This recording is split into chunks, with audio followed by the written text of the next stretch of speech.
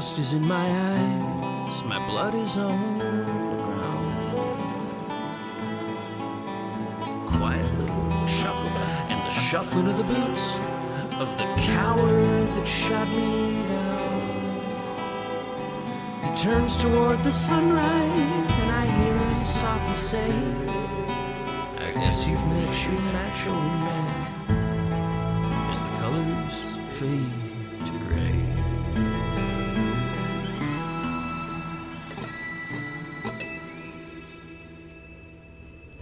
Howdy, partners. Dust and Blood is a rabble-rousing, rootin'-tootin', bronco-bustin' podcast not suitable for the ears of young'uns. Take a gander at the content warnings and listen with care. Welcome to Dust and Blood, a narrative play podcast set in the wild, weird fantasy West. I'm Blake, your GM, and our players are Keith Curtis as Jasper Graves, Corinne Hill as Myra Sting, Zach Parker as Moz Copernicus Pryor, and Gail Parker as Bonesaw. Last time on Dust and Blood, our heroes put together a daring plan to sneak the water payment past the Galloways, only to negotiate a tenuous truce when the Denim Knuckles gang attacked.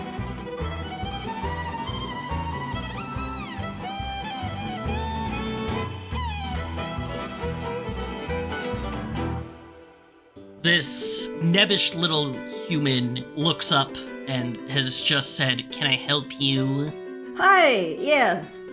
Sir, sorry, and she very hurriedly puts the lockbox on the table and, slides it over, and she's like, deposit for water bill for, the town of, Perdition. A water deposit, Yep, it's right there. Go ahead and, process that if you would, please. Thank you. He looks around for a second, leans down, pulls out a big ledger, sets it down. It's a dusty ledger, looks like it hasn't gotten much use. Dusts it off, flips through a few pages. Perdition. And yeah. You're coming on behalf of... Sheriff Catalina. Sheriff Catalina. Flips more pages. She checks over her shoulder and looks outside and see if anyone's coming in after her. Nobody seems to be coming in. The street is clearing out at this point. Everybody seems to be mostly returning back to the hanging. It sounds like right now they're reading the final death rites to Leslie Blackeye. He looks up at you and says, "And what is your name?" Myra. Myra Sting. I don't think that's important, but He dips and starts writing Myra Sting, water payment delivery. Do you have the key? Do I? Myra goes searching for a key. To your knowledge, Sheriff Cat did not give you a key to this lockbox. Oh.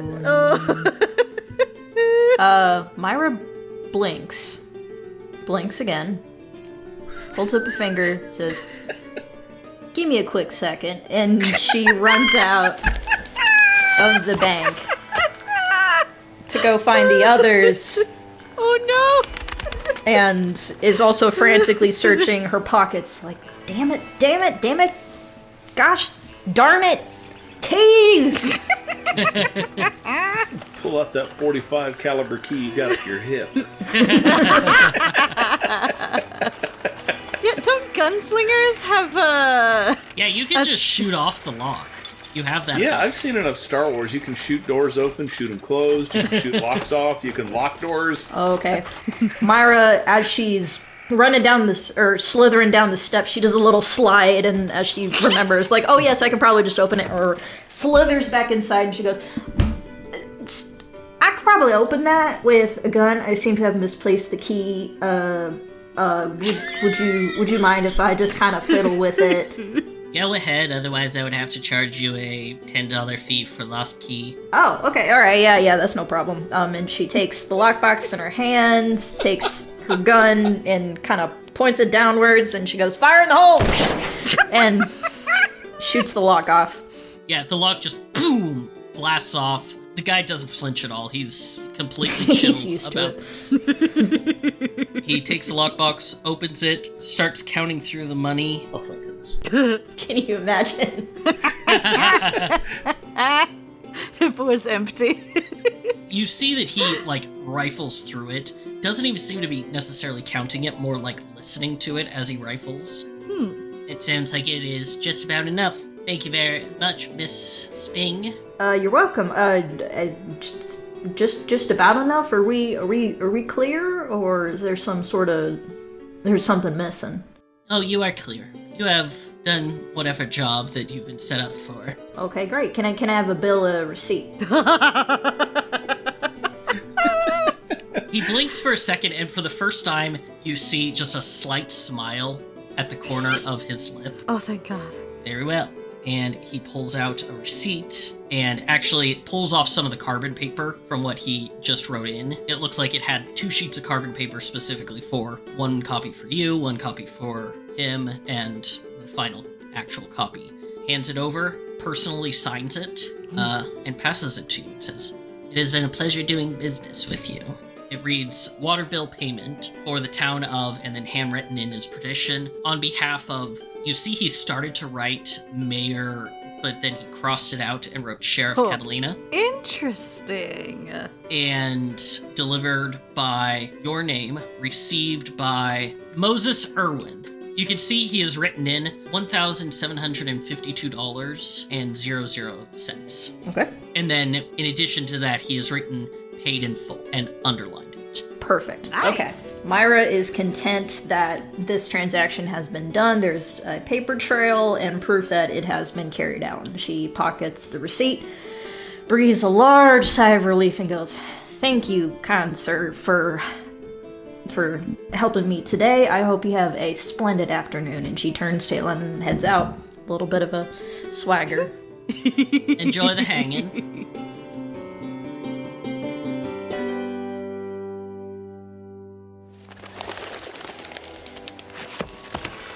All right, fantastic. What are the rest of you doing as the dust begins to settle? It was a big knockdown fight in the middle of town, but the Galloways have walked off. None of the Denim Knuckles are around anymore. We know the time and place for the dinner with Odgar Galloway. Yes, Farragut told you to be there at 6 p.m., and it's going to be at the Galloway house. Well, that's that. Got the water bill paid, made sort of friends with the Galloways. We're completely on top. I don't know if I'd call it friends. They invited us to dinner. At least we're not shooting at each other anymore, and sometimes that's a plus. Sometimes that's the best you can hope for. And they're going to pay us. Well, we haven't really taken a job yet from them. I believe Farragut said we could get the standard contractor rate for fighting the Denim Knuckles. Oh. I see what you're talking about. I thought you were talking about whatever Odgar wants to hire us for. Bonesaw, licks the nib of a pen and pulls out, a checkbook or something. And peeking over, you can see there are not, neat little rows. It's just, a collection of little scraps of paper, I owe this person and they owe me. And it's all just kind of dumped in together. Hey, you're keeping track. Do we want to stay for the hanging? Should we get Myra? You probably see her kind of slithering along in your direction off in the distance. Myra! Bonesaw yells, "Over here!" She takes out the receipt and waves and goes, "We did it! Did the one thing we were supposed to do, and good God, am I glad we don't have that stupid lockbox anymore." Yeah, Wonderful. We don't have to worry about doing the next water payment until next week. Oh. I'm just kidding, he says, looking at the look of panic rising in Myra's eyes. No, yeah, Myra gives you a look like that's not funny. Stay for the hanging? I don't know. I think a hanging is something that, that's like going to a birthday party. I'll go for a hanging for somebody I know, and somebody I think might deserve it, but I don't want to go to somebody else's birthday party. I'll go if there's cake. Well, that's quite the comparison, and a little dark. I'm pretty certain there's also no cake. Oh, y'all are no fun. You see a baker carrying what appears to be a cake, through the streets. Oh, there we go. Well, now I'm plumb seeing everything. A hanging cake. It's at this point you hear a as the slot is opened, the box drops, and the rope goes taut. Well, we might want to beat the crowd coming out. Sort of surprised Farragher wasn't here to bust him. Didn't he used to work for the Galloways? Among other people. Jasper has just a moment where he kind of turns around, and just with a subtle intuition, and he wants to turn around. He wants to make sure that the body stays dead, because this is the moment when things can happen. Make a perception check for me. Ooh, there's a 20. As you turn to look, you see the person who looks like they're the sheriff. You kind of got his description earlier. A tiefling standing up on the gallows, wearing a orange and blue gingham plaid shirt with a black vest, brown hat, sits on top of a pair of curled horns, salt and pepper hair underneath. He's standing there and he's holding a shotgun towards the body of Leslie, who's still not quite dead yet, because hangings can be brutal. He appears to be performing the same action that you are. In addition, what you notice with that 20, you see what appears to be a white-scaled dragon in Undertaker's clothes, carrying a shovel over her shoulder, large black hat, black and dusty clothes. Oh, I love her! She has a sickle and a gun at her side. Ooh. And what you Damn. notice about her is, while this is going on, she appears to have her hands crossed and is muttering something. I'd like to sidle up close to her and to speak to her, but kind of keeping my ears open and see if I can catch what she's muttering about as I come up. Okay. Do you speak Draconic? I don't think I do. I speak normal languages like French, Spanish, Apache, and English. I speak no Draconic. As you approach, you cannot make out what she's saying. It's very much a...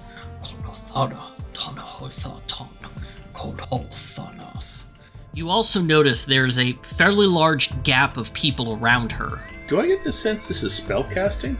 Make an Arcana check. Also, can Myra notice the muttering and listening? Because she does, in fact, speak Draconic. Make a perception check. Oh, Fuck!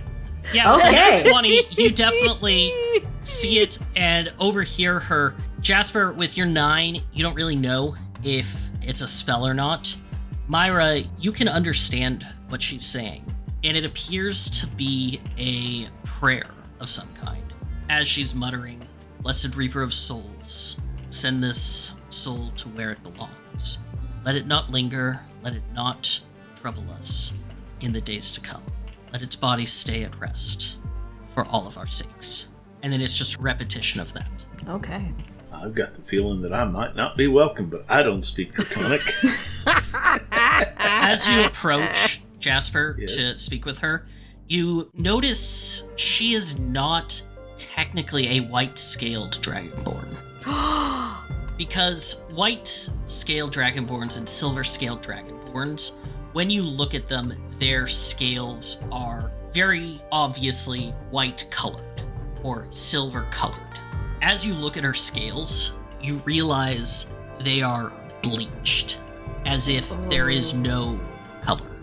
There's just simply no color, and that the white of the scales is just a reflection almost of the world around, of this kind of bone white appearance. And she looks and turns towards you as you approach her. She has these blood red eyes. Between the two of them, you can tell she is very likely an albino. Very cool. Jasper will come up to her and they'll say, "Pardon me, I don't mean to interrupt, but I do have a question about this here procedure. This particular polecat here has been sentenced to death, and they done hunged him real well, but I noticed they got the gun trained on him there. What happens if and I kind of stroke my beard, calling attention to my zombie complexion. What happens if his death don't take? What does the state do?" She whips her head towards you. Okay. and cocks it just a little bit. She leans in close and says, somebody would have to hunt them down, no? And I would be the one who gets blamed. Not the impudent sheriff who doesn't do their job of killing somebody properly, but me. Interesting. And she cocks her head a little bit. But you know about that, don't you? That little escape. Wouldn't you? I don't know if I'd rightly call it an escape. I'd more likely call it an ordeal. But I guess it's something you have to live through yourself. Or die through. Yeah, that was kind of the gist of what I was going for there. But yeah. Interesting. No, I was just curious as to where the state draws the line in an execution. But I guess we would not have our great zombie president Abraham Lincoln if there was supposed to be a partition between life and death that would sever the obligations a person has to society and back at him. That is quite true. But when there's scum like that, it is better for all of our sakes that they stay in the ground. Don't you agree? I take your word for it. I did not know the guy myself. She leans back and pulls out the sickle and starts sharpening it with one of her claws. Having finished her conversation aspect with you, she has turned back and paying attention to the guy who at this point is looking like he's pretty much dead. Well, good day to you. Internally, I've got lots more questions, but I'm just getting totally creeped out by this person. As you turn to leave, make a reflex save for me. Oh, she better not pull something. Dun dun dun, 24. As you turn, you find yourself right behind your foot. As you were turning, there's a rock that has appeared there that wasn't there before. You know there wasn't a rock there before. And you trip on it, but manage to catch yourself. Huh. Myra, with your nat 20, you saw the rock just kind of roll. Like bump, bump, bump, right behind Jasper's foot. Do you have a bad luck curse? I'm not sure what's going on here. There's a tiny man in that rock. The crowd begins to clear out as the interesting part of the hanging is done, and now it's just up to the sheriff and the undertaker. I feel like Bonesaw has been debating the merits of different kinds of cake with Moz while this is all going on. Have you ever had coconut in a cake? It's delightful. Coconut? Thought those were mammals. Well, that doesn't mean you can't put them in a cake, does it, Mozzie? That's disgusting. Hey, meat pies are a thing. Jasper and Myra return, and you guys at this point have 6-ish hours, 5.5 if you want to get dressed up before you go, to explore Albuquerque, to go around, see what you can find. What do y'all want to do? Did my cousin, or not my cousin, sorry, my brother Reggie, did he mention where he might be having lunch today? Yeah, he told you that they were staying at the Crown Valley Hotel. Okay. Which is kind of downtown. Not the best hotel. It's a good place if you need a place to crash. Bones, how about you, think it's about time you meet my brother. Oh, was that the gentleman you were talking to the other day? Yeah, you can't see the family resemblance? No, I mean, I think you look pretty different, but... Well, you can come to lunch if you'd like. It goes for all of you. Lunch does sound nice. I got hungry talking about cake. Anyone else? Well, I don't mind sit to and a small nibble, but I'm still kind of filled with flapjacks from not too terrible long ago. But yeah, I'd love to meet your folk. I'm gonna talk to that undertaker over there real quick, and I'll catch up with you in a few minutes. Okay, Alright. be careful. She gives off a mighty creepy aura about her. That's exactly why I want to talk to her.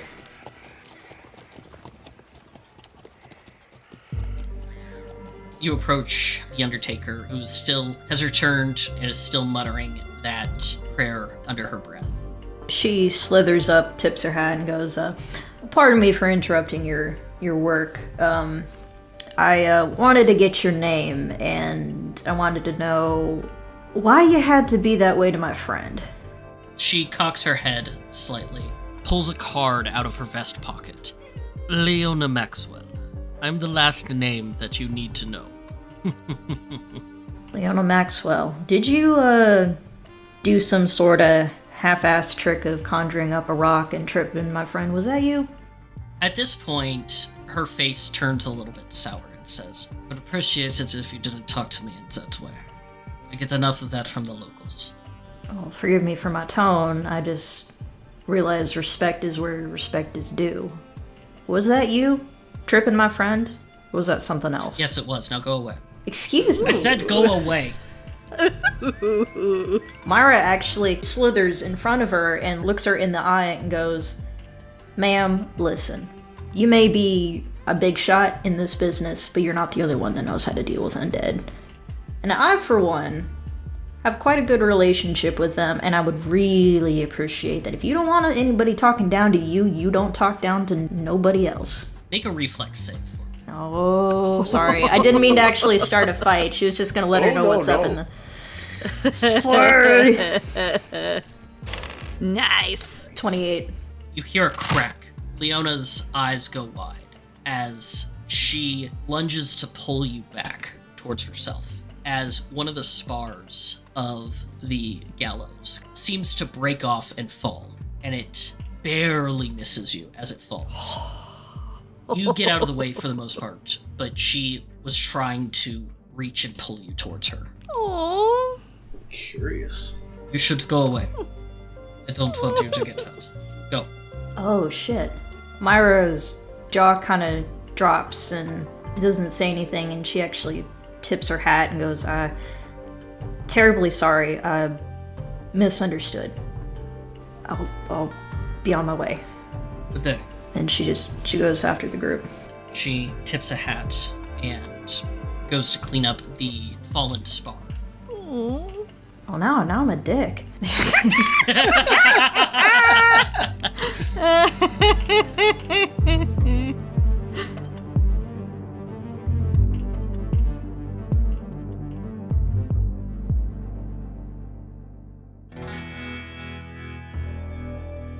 With that, all of you go to the Crown Valley Hotel. It's a hotel for visiting travelers. It only has, your most basic amenities. It has a hot stew for dinner, cold stew for breakfast, and rooms that are comfortable enough. It looks like it's about a 3-story little adobe building, designed for fitting people in, giving them what they need as they're visiting town.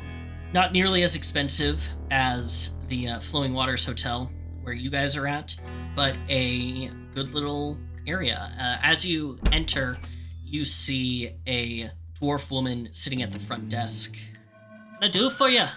See, I'm looking for my brother, Reggie. You seen him lately? Reggie. Yeah.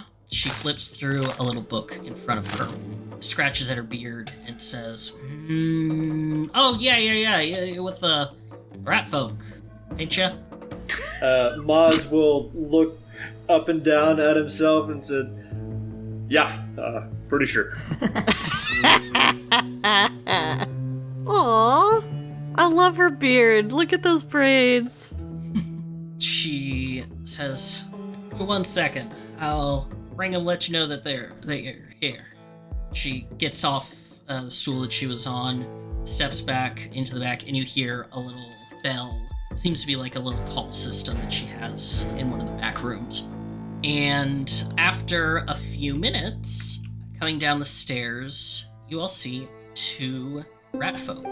First one is the same one that you saw yesterday in front of the railroad station. Small rat folk, a little bit shorter than Moz, has that black mustache that's, honestly, it looks fake. Like, it looks like a fake mustache that he's glued on, and nobody's talking about it. wearing a dashing little coat, small hat, some playing cards that he's shuffling, and next to him is honestly a brick shithouse of a rat folk. Like, You have not seen a rat folk this big before, almost as big as a dwarf. stocky, long hair with some beads in it. One of his ears has a couple of bullet holes through it. Wearing a long coat and a hat with a shotgun at his side, and you see a big knife on the other side. It looks like it would be a dagger for a human, but he's wielding it as a sword. Monty, you big bastard, how you been? Well, as I live and breathe. Huh. You know, when Reggie told me that he was in town, I didn't believe him. And Reggie says, I know, you don't believe anything I say, but I told you. I told you. Little old Moz here in town, and he brought friends. Friends? Colleagues? Very good friends, actually. Best friends. Where are my manners? We got here Bones, Myra, and that one. Jasper Graves at your service. Jasper Graves, there we are. Please meet my brothers, Reggie and Monty. Just to be clear, Zach knows Jasper Graves, but Moz comes and goes. Makes sense. Makes sense. Reggie walks around and kind of shakes everybody's hands and says, Howdy doody, fellas. Wonderful to meet you. Seems that our little Mozzie's gotten himself a little bit of a new posse to run around these days. You're shorter than I thought you'd be in person. Huh. Funny. Funny. Any funny, Monty? Yeah, he's funny. But a pleasure, I suppose. Any family of Moz? Pleasure's all mine. Now, Moz, you given any more thought to... And he glances at all of you. Going at lunch with us. Having a little talk. I think a bite to eat sounds good right about this time of day. Now, do you all want to go, or do you mind if we have a little bit of time alone with our brother to catch up? Well, I wouldn't want to horn in on a family reunion, but I also think that we have to keep it as a kind of badge of honor to keep Moz out of trouble. Yeah, he doesn't want to get dragged into your shit again, alright? Now, Bones! I love Bones. All right, to the point. Moz will kind of throw his hand out to silence Bones spouting nonsense. It's not nonsense, Mozzie. Moz, you don't need to make a roll to know that the smile that Reggie is wearing is the smile that he wears when somebody is pissing him the fuck off. He can't say it. It's the same smile that Cheddar's wears almost all the time. And he says, Right then, why don't we go get something to eat? Found this nice little eating place up in the Arroyo area. Sure. Sounds great. Starving. Yes, delicious, I'm sure. You all brought your horses, didn't you? It's a much quicker ride that way. Hold on, I left mine outside. Which is a weird thing to say, because that's where normally people keep their horses. But I say it nonetheless. Bit short on horses, I'm afraid. Reggie pipes up and says, Why don't you ride with me, Ozzy boy? Your friend can ride with Monty. Sounds swell. Maybe I'll just fly. Maybe I don't need to ride with Monty. Oh, play nice, Bones. Monty doesn't bite anymore. I bite a lot harder than Monty. With the horse situation figured out. No. Do I ride in front or back? Oh. Monty will insist that you ride in front.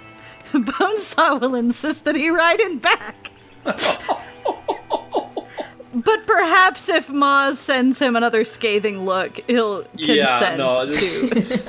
Moz's BS meter for Bonesaw is just really riding that ticking point of going over the edge. So. And then Jasper's riding with Myra. She can wrap around Smokey. Okay. Reggie pulls Moz up and says, "All right, let's get on our way." Yeah, and takes off with Moz, riding very quickly. Sort of pushy, isn't he? That's just how Reggie is. Let's get on our way. And starts the horse off at a slow trot. Oh, bastard. What does Smokey with Myra and Jasper do? I am not going to push Smokey to make a point. Smokey, you just keep on going at your speed there. I'm not going to tire my beloved horse out to have some sort of a pissing match with a obstreperous rat folk. Could entangle his horse. And then they're going nowhere. At this point, I'd say it's a 50-50 between a pissing match and I'm getting kidnapped, but we'll find out. Don't worry, if you get kidnapped, we'll come find you. Yeah, we've done this before.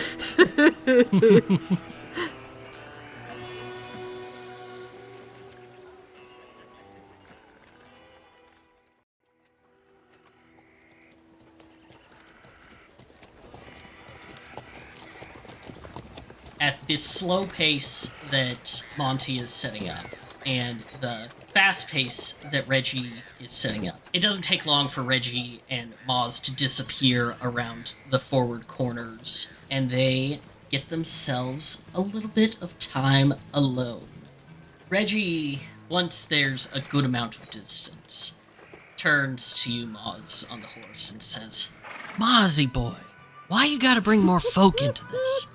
We just wanted to have a good little conversation with you." Those folk need to know what's going on.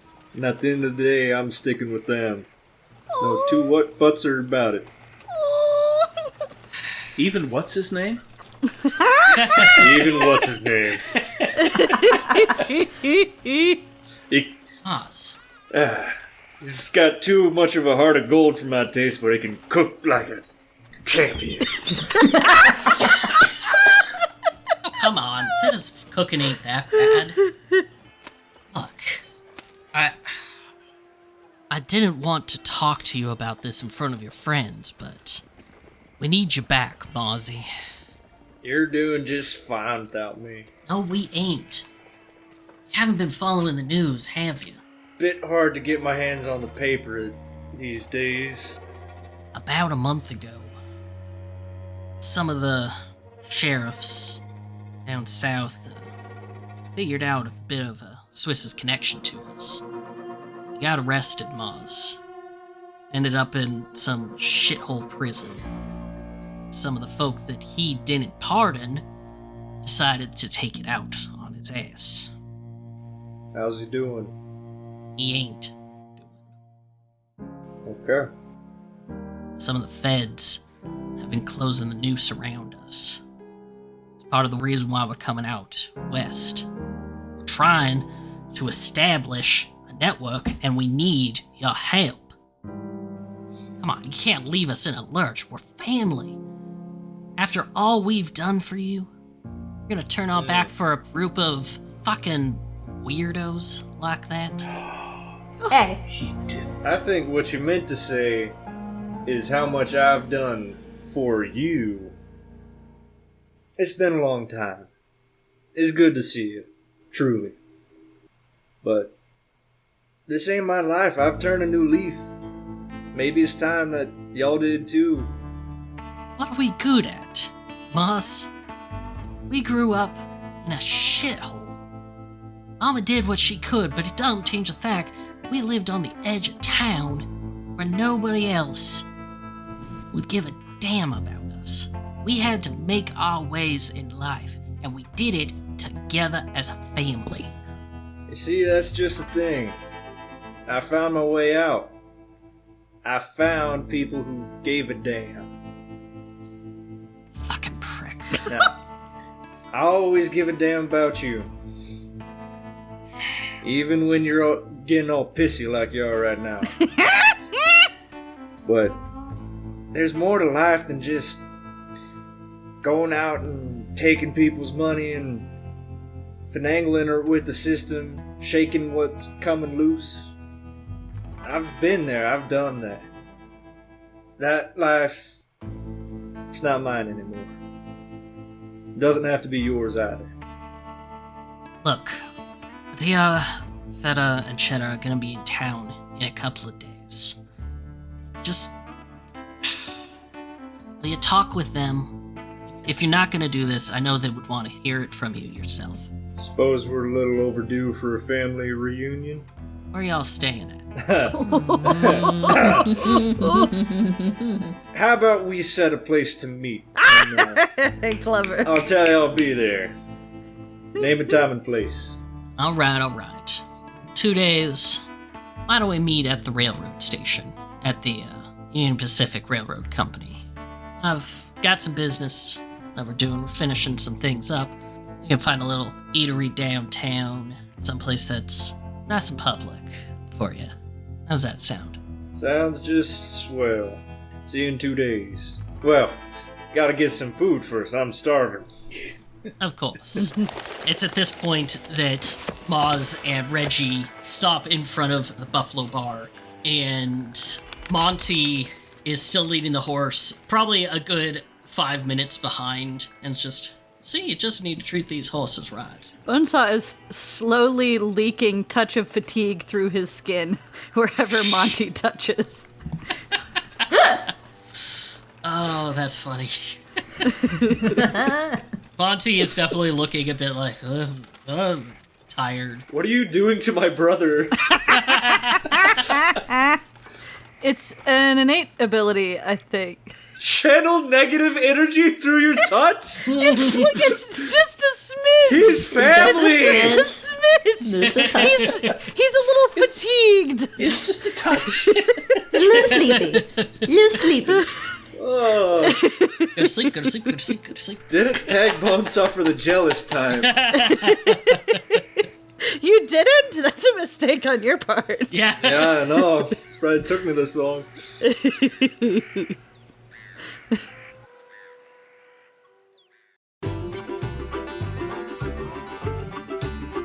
You enter into the tavern. Inside, it is incredibly bouncy. It almost feels like a carnival inside. There's somebody at a little player piano. You see a woman behind the bar just chatting away with some of the regulars in town of this bar. Hello. Ooh. Beer and bullets. This woman standing behind the bar. She's a small halfling, a black woman with hair pulled up behind her. You see she has a big double-barreled rifle with an axe on its belly as she's serving drinks down the bar and says, "Howdy, friends. Name's Miss Kitty. Feel free to grab a seat anywhere you'd like, and I'll be over shortly to get your order." She's a badass, I could just tell. I was gonna say, we definitely want this lady in combat. You see a group of regulars sitting in a corner. Ooh. One guy with a slouched top hat, big old cigar, 5 o'clock shadow, playing a banjo that has a odd face carved into the belly of it. Ooh. One of the other guys is this very short gnome with a straw hat, a pair of spectacles, a big Burnside's mustache, bundled up against the cold even though it's warm in here. The glasses that he's wearing, one of the lenses is just absolutely cracked. And then the third is a dwarf. Looks like a pirate from the Age of Sail. Has a peg leg, several old-timey pistols strapped across his chest, and is just chugging drinks back and just chugging them down. The three of them are sitting at the same table. Listening to their conversation, you understand that the banjo player's name is Slim Pickens, the gnome is Snake-Eyed Stew, and the dwarf pirate is Whiskey Will.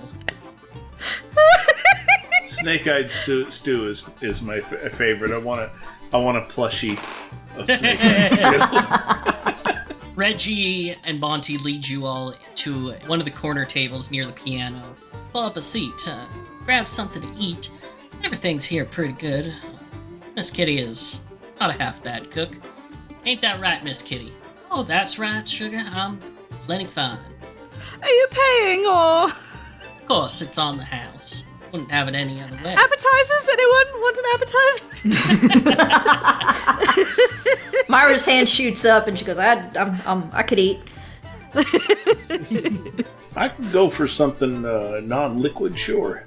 Miss Kitty brings over a couple of little appetizers, some victuals to eat, some nuts, some dried fruit. She brings you all an ale, sets it down in front of you. Reggie turns to Monty and says, "So, what do you think? I think we need to tell some stories about little Mozzie here, don't you?" And Monty just laughs and says, "Oh, I got one." That won't be necessary. I'd love to hear these. Overruled.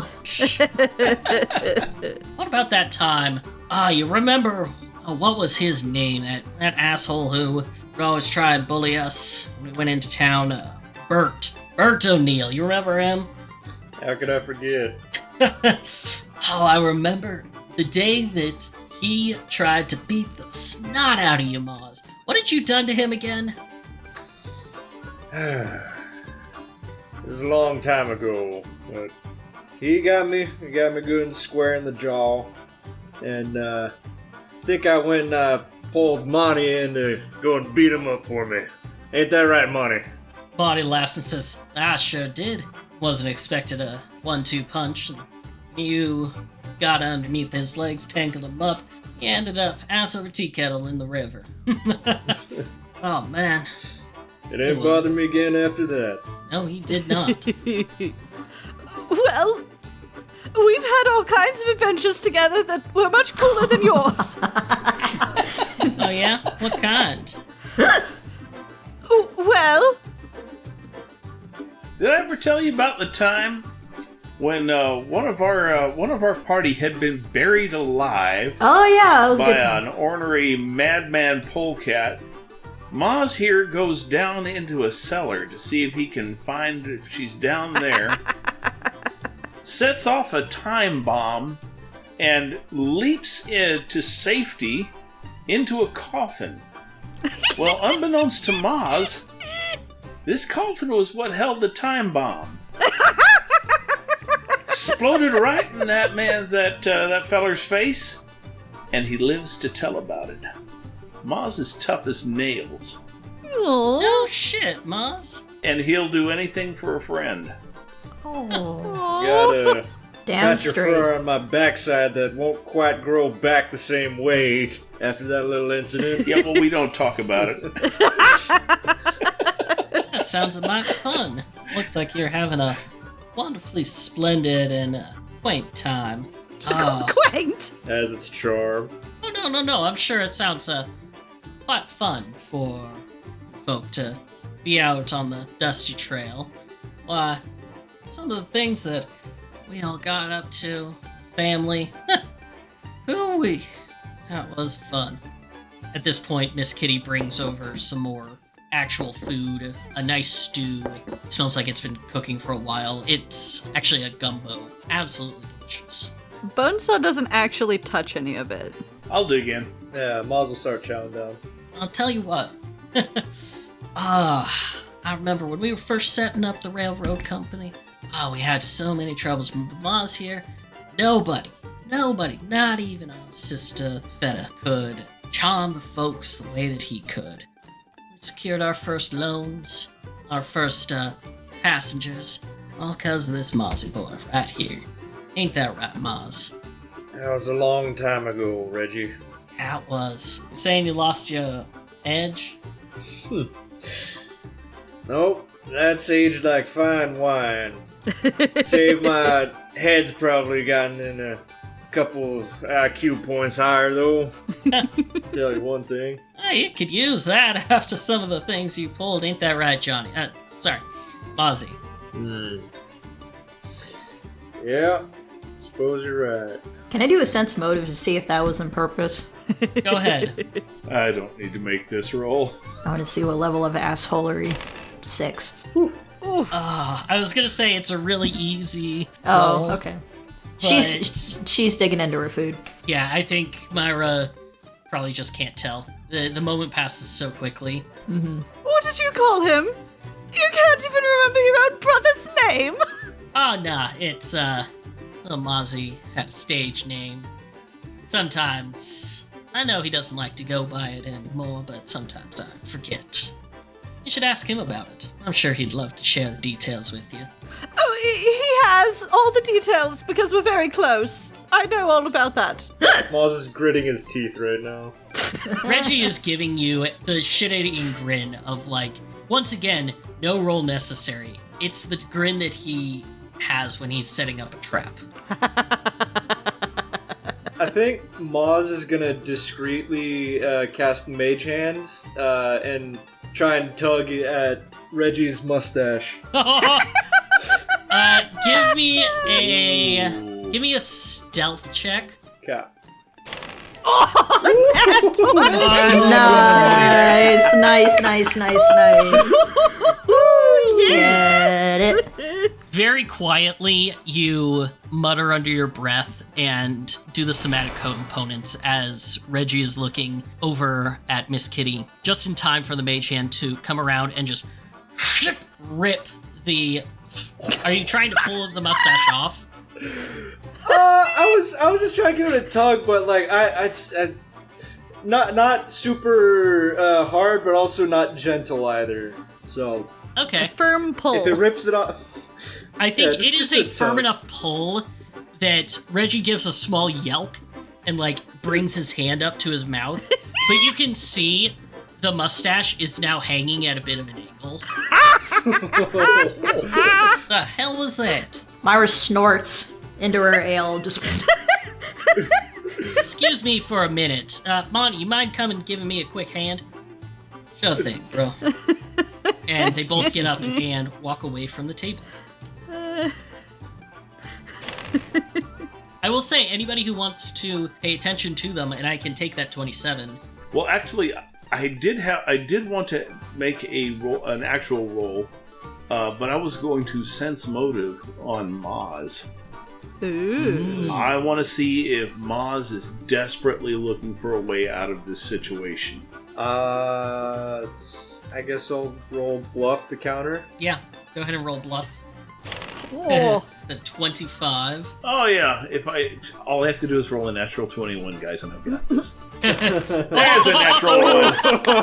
Family is wonderful. they're Yeah. going. And this gumbo is pretty good too. Yep. I have no idea what's going on. Wow. You only beat me by 20. All right. Yeah, if anybody wants to listen in, you're welcome to. If not, then after a few minutes, they'll return to the table. When they leave the table, Bonesaw pushes his mask up a little bit and shovels Gumbo in, but when they start to come back, he stops and puts the mask back down. Make a stealth check for me. A 13. As Reggie approaches, he says, enjoying the gumbo? You could take off the mask if you wanted. Enjoy it fully. No! All right. That's a mighty touchy subject there, friend. Well, I think we've overstayed our welcome.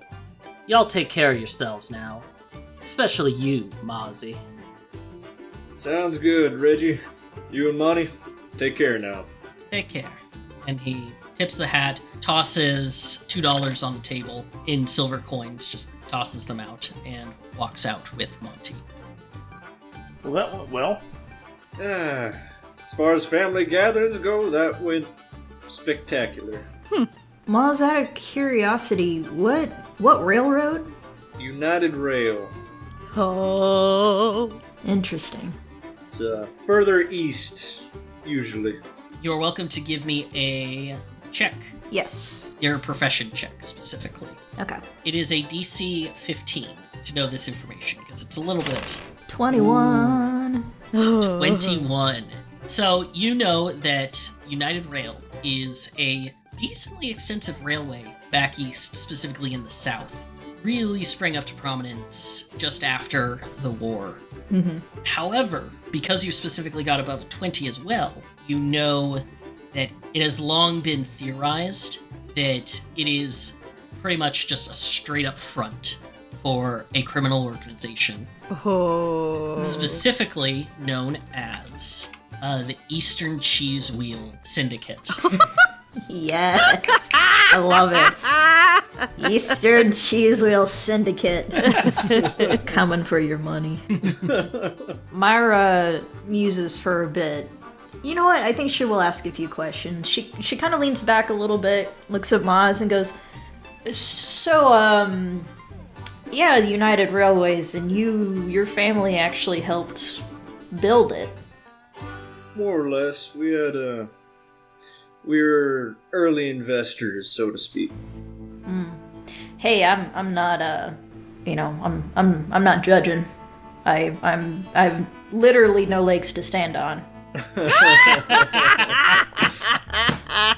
When it comes to getting involved with railways. But if you need help, I understand there's quite a few people that you're influenced by. You don't need to be scared of them. What do you mean by that, Myra? Oh. I understand rails and the people that run them can be very persuasive and a lot of times not the most diplomatic way. I just want to let you know you don't have to be involved with them if you don't want to. Myra, there ain't a soul on this side of the Mississippi that can make me do anything that I don't want to. You don't gotta be worrying about that. Alright. Just making sure. I know it's dangerous. Yeah. Yeah. And in terms of family, she takes a long drink of ale and sets it down. Family is the people that care about you. So. Doesn't always go both ways. How do you mean? I think Moz will probably finish off his drink and actually just ignore that comment and just start walking out the door.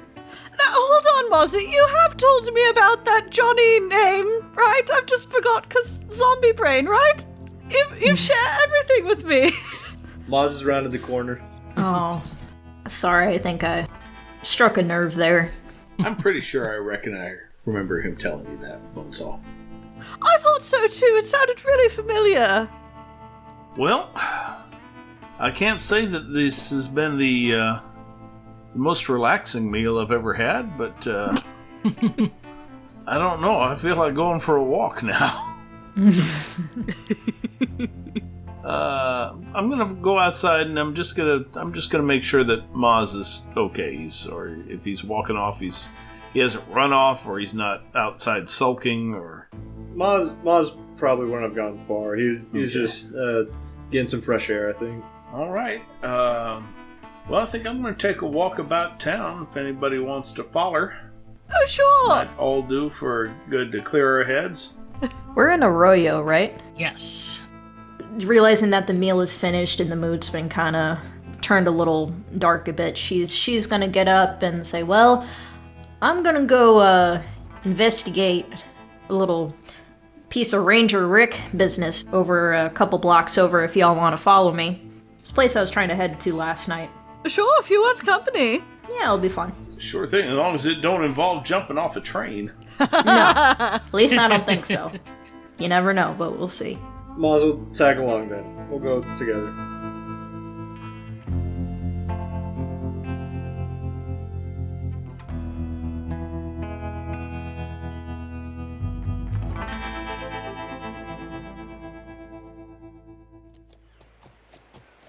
So you all begin to make your way to the burned down house of the revenant that Ranger McCord told you about to do some investigating. Sol Laguna, right? The Dragonborn? Yes, Sol Laguna.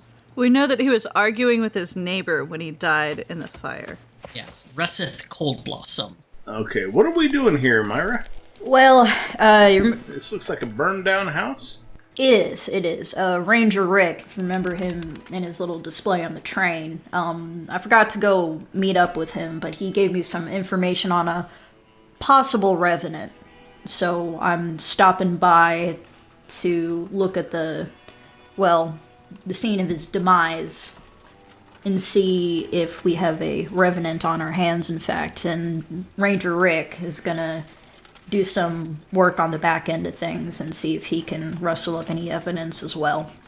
Y'all don't have to stay if y'all don't want to. I don't expect a whole lot to go on, but I'm just here looking for clues. So if you see anything strange, just let me know. Well, I don't mind having a poke about. No, this is pretty cool. We get to see you playing detective. My expertise is more in dealing with them, but even then, I try to solve things now as opposed to just putting them back in the ground. What sort of thing should we have our eye out for there? Well, items that seem to have survived the fire. Items, in a lot of ways, if we do have a revenant, can be emotional triggers for that revenant. And presented with such items, it can spur them on and get a certain reaction out of them. In some ways, it can be a defense where you can use that to protect yourself against them. But I guess the markings of a revenant, if there actually is one, is something I guess we'll have to look a little more deeper for. But yeah, I guess for now, look for objects. Scarves, books, bottles, things that might have some connection with the ghost. And we'll get more information on that the more we go along. And we're definitely talking to the neighbor. Well, I am intrigued. You all approach the burned out husk of this house. It is a squat, one-story, looks like only a couple of rooms from the outside, adobe house that just has scorch marks up around the roof. Very hard for an adobe house to catch on fire, which is immediately why you realize this was labeled as a suspicious death. Moz, you still have scent, yes? Do you smell any sort of, accelerant, or...? Yeah, Moz will start sniffing around for anything suspicious or something that sticks out. Okay. Just give me a straight perception check. Okay. 17. As you sniff around, you immediately start to sniff out a lot of alcohol. For the most part, it smells like cheaper, bottom of the barrel, the stuff you drink to just get yourself absolutely shit-faced kind of alcohol. But you also detect a couple of hints of a much higher proof alcohol, and then even a straight up wood alcohol. That the only purpose for having a wood alcohol, and especially in the quantities that you're smelling, enough that you're smelling as you guys are approaching, you know that was probably an accelerant that was used in this. As you all approach the door itself is busted down. Somebody trying to get inside, to check inside the local fire department. To the left of this house is a neighbor just kind of going about their business. To the right side, the house appears to be completely abandoned. And then to the north of you, you don't see any houses. There's this long strip of land between you and the wall. Well, I'm not very good at looking at things, but I could chat up the neighbor. Yeah, actually, if you could ask him what his relationship was to the person that lived here and what he might have seen that night. Is that the best idea given your position in life? Oh, he might be an asshole, I see. Well, she cocks her sniper, puts it on her shoulder in an arrogant display, just basically showing off her sniper rifle, and says, well, if he has an issue, then we can sort it out. Okay. Sounds good. While she's doing that, I would like to bring my my ranger skills to the fore here. And I think tracking is worked off of survival. Yes. and combine that with perception. I'm going to try and read a story here. I'm going to go all forensic here, and I realize this has probably been picked over an awful lot by the fire department and other folks. Are you focusing on the outside or the inside? I'm going to work on the inside. I'm going to carefully walk around piles of ashes. I gingerly walking through the house as somebody who is living there. You know, if I'm going to eat a meal, I'm going to sit here. If I'm going to sleep, I'm going to be over here. I'd be able to look out that window. Would I look out that sort of thing? I'm just going to try and build a mental picture. Okay, yeah, absolutely. As you step inside, it is just a small 2-bedroom affair, a small front room with a dining table and a kitchen, and then a back room that has likely the bedroom. The front half of the house, while burnt and destroyed, it doesn't have overall that much damage.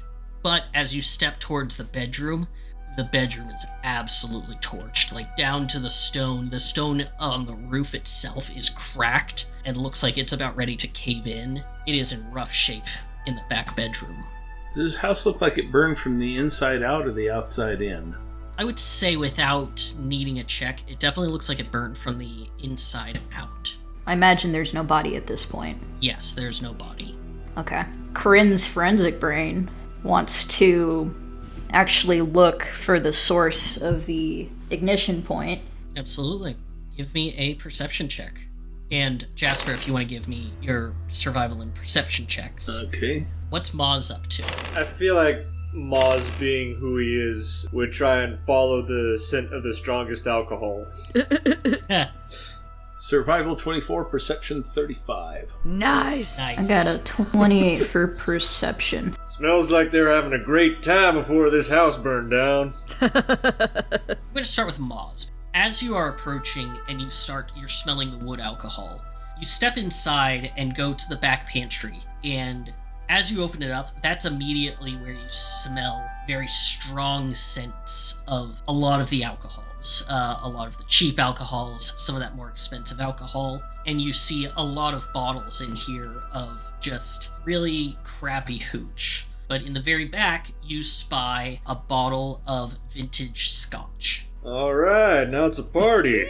That is 3/4 empty, and the cork is missing. The way Moz views that is a quarter full. He does not see any of the wood alcohol, though he does smell it in here. Okay.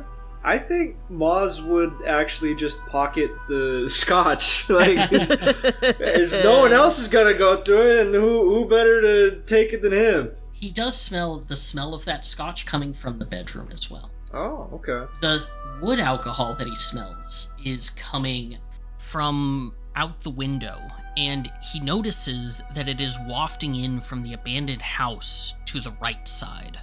Oh. Moz will follow the wood alcohol after safely stashing the scotch. Perfect. Myra, as you enter into the bedroom, and you're focusing primarily on understanding what went down with this fire, you see a small hurricane lamp that has hit the ground and shattered next to the bed. That, in and of itself, probably started the initial fire. But then, as you're, looking around the bed, and it's very obvious by the smell that the body was in the bed when all of this went down. Or, at least that's where it died and was kind of left in this condition. You can tell there are 3 accelerants that were present. The initial oil of the hurricane lamp, then a good amount of a fast-burning alcohol, probably the wood alcohol that Moz was smelling, that was soaked into the sheets and around the bed itself. And then on the one side, specifically where you are able to tell that's where the body was found, is what appears to be this high-proof scotch. It appears like that was specifically poured in that exact spot. Interesting. So are the remnants of the bed still there? The remnants of the bed are still there, and some of the sheets and the mattress and stuff are still there. Can I look at fibers for things that might have kept the victim bound? Rope. I imagine cotton would have burned completely up, but she's looking more for things that might have survived in the rubble. She's looking for like rope fibers and stuff that wouldn't have burned completely, maybe. I will say, carrying over, you find hemp rope underneath the bed that has been charred as if somebody were tied up. Okay. So this was not just someone getting rid of a body, this was someone doing it with very, very, very, very extreme malicious intent. And she has an image of somebody pouring whiskey over the body. As Jasper is doing his aspect of looking, following the tracks and perception to try and build this scene, you're able to see a lot and kind of start picturing together, especially as Myra is specifically calling out, there's fibers under the bed, there were multiple alcohols, this wood alcohol was used as the accelerant. As you start to look, you notice in the main room, there is a spray of blood that looks like it was kind of scrubbed off, but not fully scrubbed off. And there are tracks of two people coming into this place. One is the large, heavy footprints of a dragonborn walking through, which the victim, Saul Laguna, was a dragonborn. The other set of tracks that you see are a thin set of what appear to be just like slip-on slippers, human-sized, thin feet, you would guess probably a woman's foot. You find evidence of somebody being thrown to the ground. You find that initial blood streak, and as you're looking around, you see other small things that are broken. Some older, some newer. It appears whatever happened here, there were only two people in this house, and neither one of them was a halfling, which the neighbor, Russeth, was a halfling.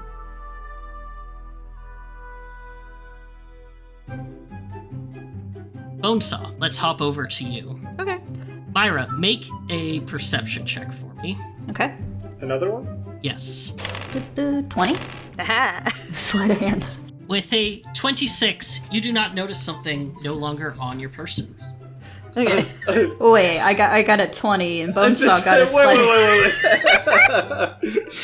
Bonesaw got a 26. Wait, you take something from me? No, not that you know. You don't know. Who knows? Bonesaw? Do I notice that it's gone? You do not notice that it's gone until... Not with a 20. Not with a 20. Not until you specifically go to reach for it. Bonesaw, you approach this other house. Bonesaw spends a minute mixing up an elixir first, and then drinks it. Oh no, I know it was stolen. Very ominous. I'm gonna cast Detect Thoughts on myself. It'll take me 3 rounds to get thoughts. There's the text in chat. And as Bonesaw approaches, he pins this very nice sheriff's badge with a bullet hole through it very prominently on his toes. You Knocks loudly on Russeth's door. You can't handle the badge. There's a lot of weight on that badge. So, you're going to the left door that had somebody in it, or the one to the right? There was a neighbor out, wasn't there? Yes. I'll go talk to the neighbor that's out. Okay. A half-elf, a little bit shorter than you, long hair tied back, wearing just some plain clothes, chewing on a piece of straw as you approach. Hello there, good sir. I am a revenant ranger. I'm so mad. On a very important mission. And I'm here to ask you questions with my authority as a law person. Revenant Ranger, huh? Yes. He takes out the straw, flicks it on the ground. Right. I'm also a Revenant Ranger. I'm detecting his thoughts. Is that true?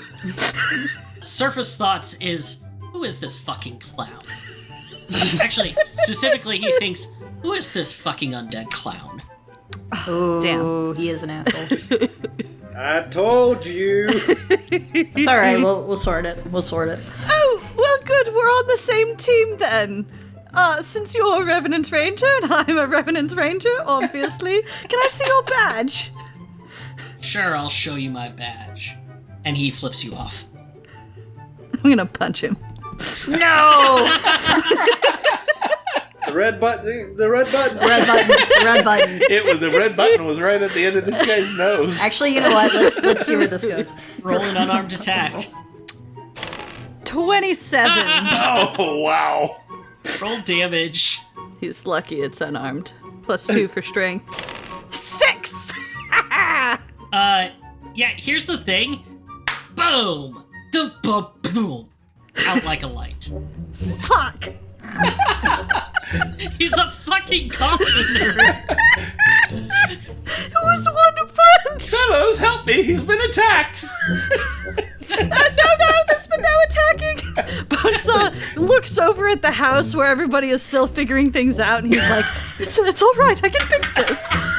Do we hear this man drop like a sack of potatoes? He's gonna Roll grab perception. the guy and drag him behind a bush. You hear, coming from inside, a young woman's voice, Otis, you alright out there? Oh, He's no. fine! Nothing's happened to him! He's fine. Roll bluff. Complete random stranger here. He's fine. 13! Hold on. Bonesight, you're definitely hearing a commotion. How big's the bush, though? The bush, it's big enough to hide this guy. Cool. However, the door, you hear some footsteps, and then a young woman comes out and says, Otis, where the hell are you? I'm gonna step out from behind the bush and say, Otis just went into town, but he left me behind to talk to you. He said you to answer my questions because I'm a revenant ranger and he's a big fan of how cool I am. Look, I have a badge. Roll bluff. It is a fucking massive DC. You're not rolling against her, you're rolling against, like, the luck of the world. My abs hurt. I got an 18. Yeah, it was a DC 20. She Close. slams the door and starts yelling, Help! Help! Oh no. Okay. Shit. Okay. Well,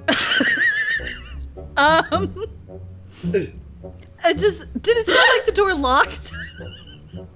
No, it didn't. Oh, no. Okay, I'm gonna go inside then. I can fix Okay, this. you open the door. At this point, everybody has heard. All of you are hearing the neighbor lady calling out for help. You see her standing in the kitchen, almost identical to the place right next to that was burned down, holding a frying pan out. It's like, stay back. I swear, I'm not gonna be another one of those people that are being killed by the undead. And she hucks the frying pan at you. Bonesaw, if you'll allow me, ducks to the side of the frying pan and just puts his hands up. What's your AC right now? My AC is 17. She rolled a nat 20. Feel free to bean me with the frying pan. Yeah, you are beamed right in the fucking forehead with the frying pan. Ouch! That was uncalled for! Was it? I haven't killed anyone! Was it? That I didn't mean to! What's that called for? That didn't Who deserve assaulted her husband and then went into the house after? It's very called for. Holy shit. Yeah, deal with that. Yeah, take 10 points of damage from this beaning you straight in the head. Oh, damn it! That woman's got a mitt on her. Great. Help! Help! Look, I'm not here to hurt you, and I promise that I won't. Roll diplomacy. With a minus, please. Oh, God. That one. She picks up a Well, knife the dice and speaks. starts, and runs into the bedroom and slams the door. Shit. And is just yelling out continuously. Do we hear this? Yes, you all definitely hear this.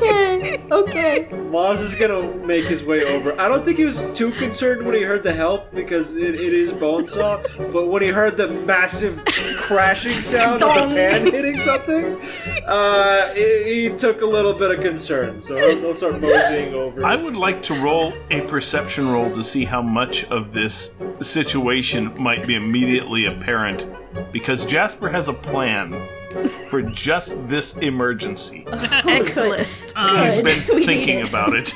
I will say it is pretty obvious, and like you're starting to see some people opening their doors and coming out. Several armed with like guns and axes and weaponry. Damn it, Bonesaw. May I do a thing? Yeah. Another thing? Listen, this might fix it. You know what? Red button. Let's go. It's gonna be fucking big. Double or nothing. Let's do I it. have a small barrel of gunpowder that I've been saving. Bonesaw is going to pull out the diamondback toothpick, say Memoru, so that it gets covered in poison, and run into the room and stab the lady so I can modify the last 10 minutes of her memory. Oh, okay. I was like, She recalls Otis leaving for town just fine, and us becoming very fast friends. And How did a knife get at her? How do you explain that? And also she dropped a knife in wherever I stabbed her while she was making me tea in the kitchen. Make an attack roll. Okay. Oh my god. What? 27! Jesus Christ. if this Now you need works. to make sure you don't kill her. If this works. What is the save DC for the Diamondback toothpick? Save DC for the diamondback toothpick. DC 16 will save. Okay. How much health does she have? Like, can she? Is she a sturdy woman? Like, can she take a knife to the stomach or something? It's not going in the stomach. I'm gonna like nick her on the arm. I will say, if you're specifically going for like a non-lethal hit, yeah. Cool. She has a -1, so she has to get a 17 or better to succeed on this. I'm gonna roll it so y'all can see this. Good, I want to see.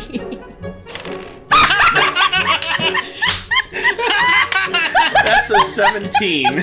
That is a 17. -1 to a 16, which is a save. God fucking damn it, He Bonesaw! stabbed me with a knife! Alright, what are the rest of you doing? People are starting to congregate. Guys, don't associate yourself with me. I'm going down. No, we got you. No. I got a thing, but I need to know how much I apprehend of the situation. I think at this point you can understand something has gone terribly wrong. Okay. And you hear her yelling It's very that I've been stabbed. So No, we're friends. We're friends. The magic says we're friends. You were making me tea. help! He's casting. As we run over to the house, I am going to be shouting, Moz, Myra, we done tracked down that varmint what stole Bonesaw's outfit. Sure. Let's see if that takes. Let's get go. some vengeance for Bonesaw. Let's get that guy. Yeah, let's go. You better run, feller. Roll bluff. Oh, yeah, this is good. Is Okay, my bluff is +1. Oh man. I am not a liar. 18. 18. It seems pretty good. Do we roll for that? Or is this bluff for the crowd? This is bluff for the crowd. Oh, this is for Okay. the crowd. I know you Yeah. guys know what's going on. Yeah. You hear one of the people in the front yells, "See that guy stole some feller's clothes? Yep.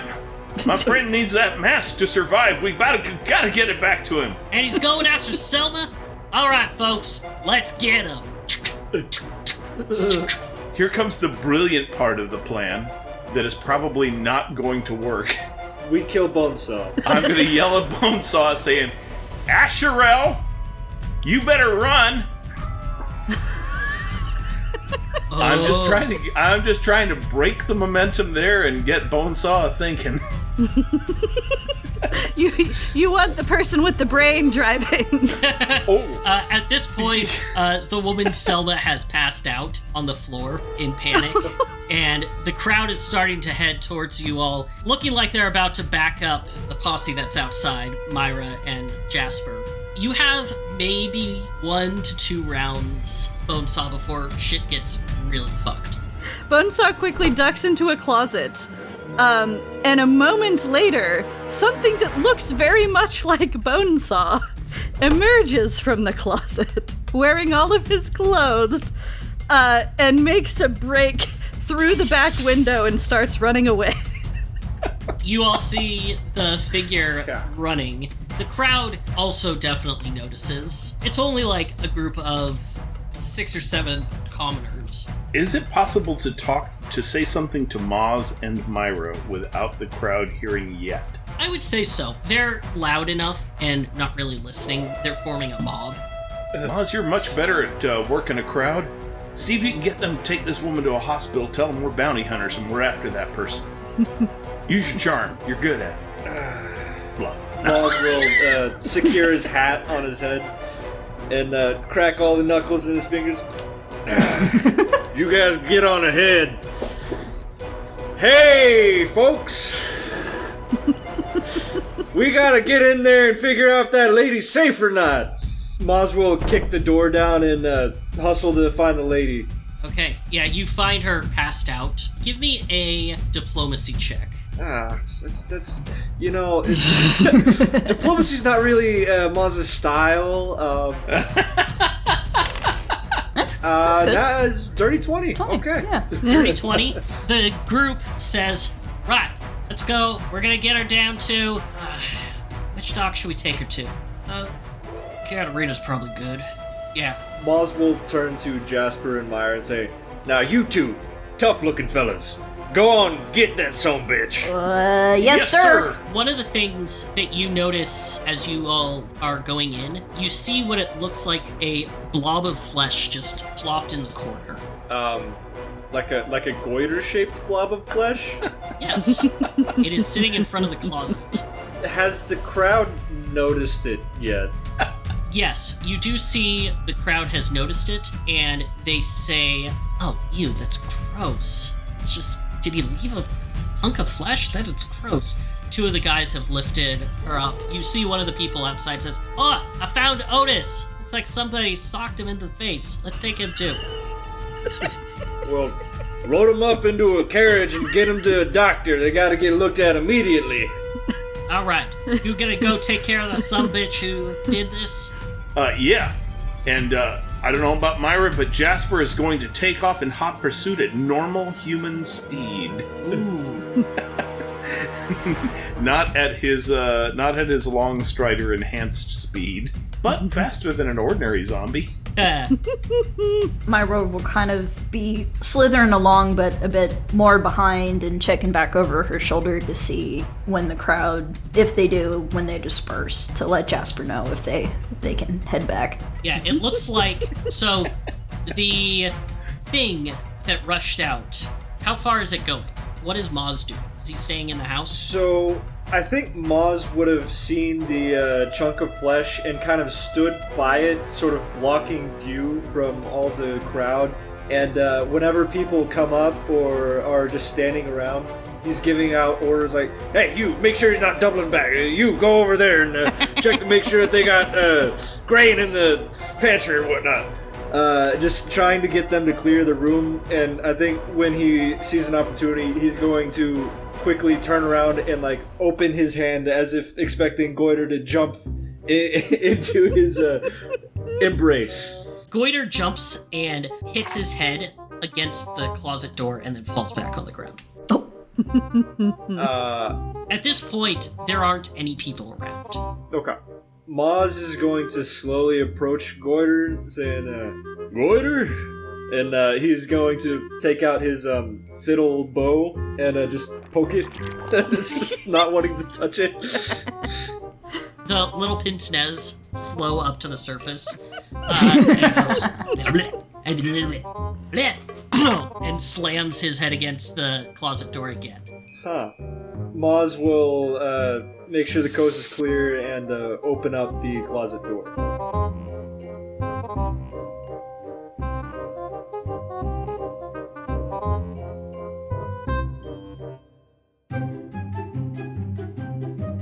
Myra and Jasper see Bonesaw skid around a few sharp turns, like avoiding the crowd, and then like stop in an alley and letting them catch up when it looks like the crowd is out of the way. And he goes, "It worked, sort of. I got no words. Bonesaw, what the hell? Let's start there. Oh, sorry. He takes off the badge and gives it back. I was only borrowing it for a minute." She grabs it back furiously and she goes, "You have any idea how much trouble you could have been with this? This is not... People normally don't take kindly to this. This is not a recognized legal enforcement thing. It's not? People will run you out of town. No! But I've been reading all those cool books about you and your friends. They are, but there's books, but because we help revenants, it's not really supported by the law. And technically, we're okay with undead things killing live things, with revenge and whatnot. So depending on who you show this to, you could get a really, really, really bad response. Don't ever do that again. I will make you look worse than Goiter, I swear to God." Bonesaw uses his still active detect thoughts to see if she's serious. Oh, is she serious? You want me to roll? She'll let him know. Oh, right. I will not do that again. Those are some really graphic things you're thinking. At that moment, Moz opens up the closet, and inside, laying in the corner, is a bloody and disgusting sight. Because laying there is the body of a desiccated half-orc, completely nude and completely skinned. Oh, Bonesaw, what did they do to you? Moz is going to take his bow fiddle and poke even more at the remains. There's a wet squelching sound as you poke the muscle. I left for 5 minutes. What did you get into? Goiter hops up and slaps wetly onto Bonesaw's chest. Oh, get out of there. Gross. I think Moz will start looking around for clues and see the pan that was out of place and going, "Must be a damn sharp pan to skin an orc like that." Wasn't that 20? Can Moz do some type of check to determine what exactly he's looking at? Because he's not entirely convinced that Bonesaw got skinned alive in 2 minutes. But he's also it's not out of the realm of possibility. He's trying to get beat on what's exactly going on. Give me an Arcana check. Arcana, okay. A 21? Yup. I think with that, you make a connection with some of the ingredients that you've seen Bonesaw working with. and the potion that you saw him brew this morning. Yes. And it clicks in your head that this is a spell that Bonesaw cast on himself. Called Skin Send. Go ahead and put that in chat. Where do you find these spells? You cause your own skin to peel off your body and animate as a magical creature you control. You may project your consciousness to your animated skin, or return it to your actual body as a standard action. There's a lot of rules about what I can and can't do, but that's the basics. That is the gist of it. Oh my You are looking at Bonesaw's self-skinned flesh right now. How does it go back on? Do you get it? Does it How does grow it go back? back on? It's magical. There's a zipper. There's a couple ways. I can reunite with the skin, but if I wanted to, if the crowd had followed me and beat me up, then I could have taken my consciousness from the skin back to the body, and they would have killed the skin and thought they killed me. And then y'all would probably have to find a doctor to cast like regeneration to get it back. But We would. be a fun- So in the meantime, can Jasper just like fold your skin up and like wad it in his pocket to bring it back Actually, in one piece? yes. I can Yes. squeeze through like a space an eighth my size or something. That is so cool. That's really gross, but that's so cool. That's the so best. on point for Bonesaw. That's the but best. Seriously, what the fuck?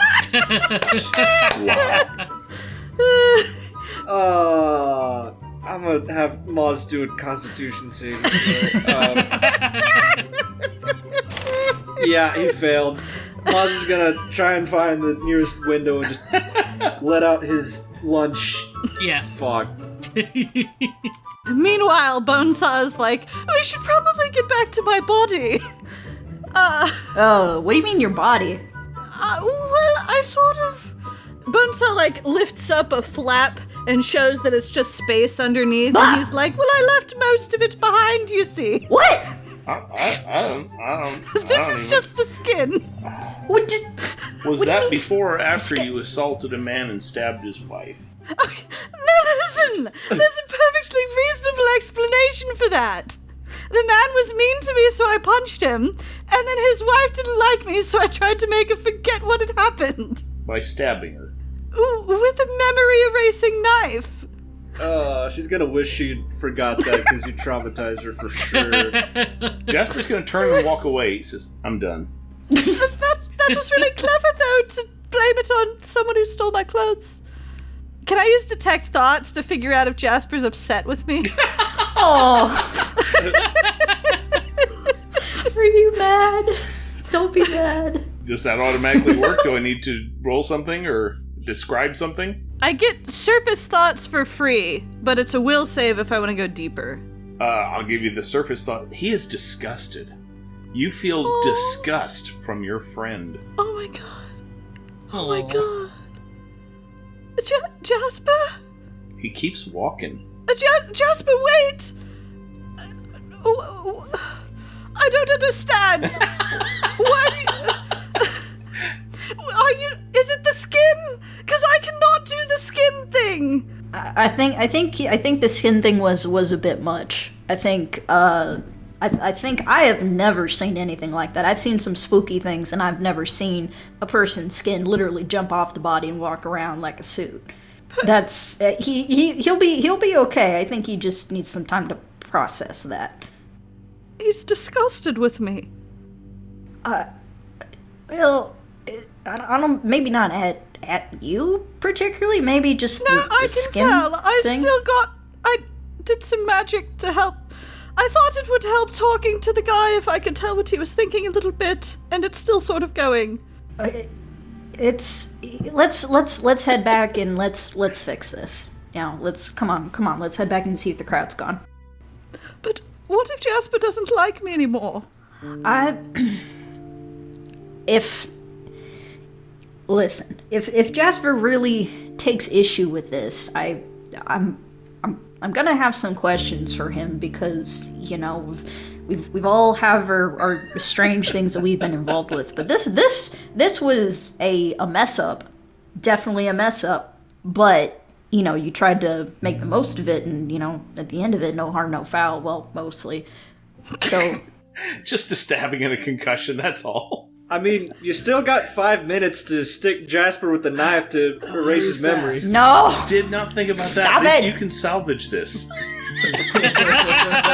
Bonesaw would never do that to Jasper. Oh. Myra, what if he leaves? He won't do that.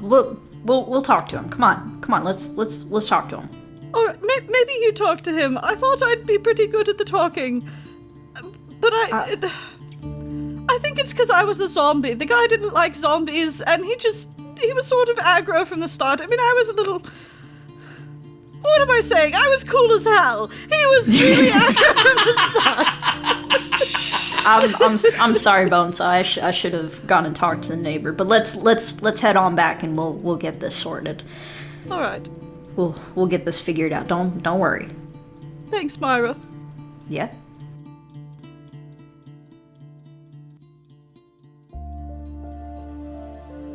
Jasper, as soon as he gets back, and since he was a little bit in the lead, he's not even going to say a word to anybody. He's just going to get on Smokey, and he's going to ride Smokey back to the hotel. And he is going to go to the bar in the hotel, and he is going to order a full shot of whiskey. Oh, no. All the way to the top of the glass. A whole shot? Yeah, normally it's like a half a finger. What did you do, Bones? Pours it out just enough that it looks like it's about to spill, but perfect amount of tension on the top. Just enough that it would drip over the side if a T-Rex walked by. Yeah.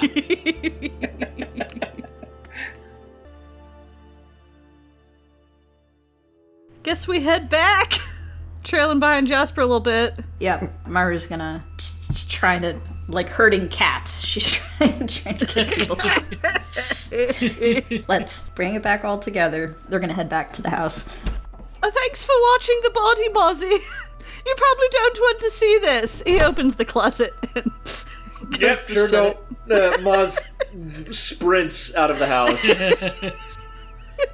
Before Bonesaw happened, we were in the middle of an investigation. So they carted off that guy who Bonesaw knocked out, right? Yes, both of them. Oh, damn Yeah. it. We need to talk to him. He probably had some really useful info if he was still around. listen, I was going to heal him, and then the other lady started screaming. I just needed a minute. Why do these things always happen to me? Moz looks like he's about to say exactly why this happens to Bonesaw, but he holds it back. Who knows, Bones? Who knows? You know, I really didn't think that this undead hostility was going to be this bad, but Jesus.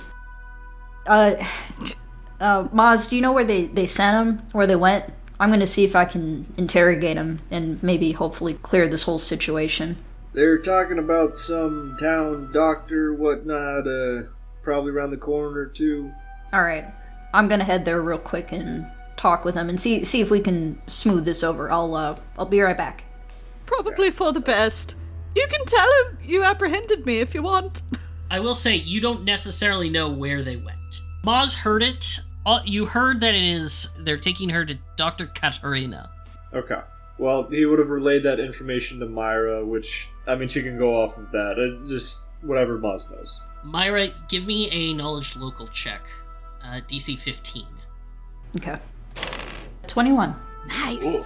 You actually know the name of who they're talking about. Okay. Do I know where they're at? Yes. Number 44 down here. Right now, you're way up here. Oh, wow. Okay, how long? You saw them hop onto a couple of carts. Specifically, with a 21, you know her full name is Dr. Katarina Savalievna. Okay. And she is known to be a bit of a, sawbones. A sawbones. She is a bit of a odd doctor, and the specific place that she runs is called Dr. Savalievna's Bodyworks. Okay. How long do you think it'll take for me to get there? Because if it's a while, then she'll just go with the group. Without horses, an hour. Okay.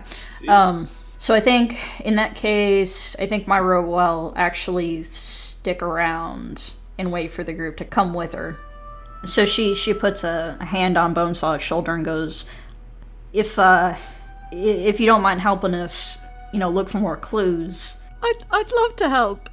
I can be helpful. You are helpful. If any of those fellers come back and see Bonesaw on his get-up, gonna have a lot of explaining to do.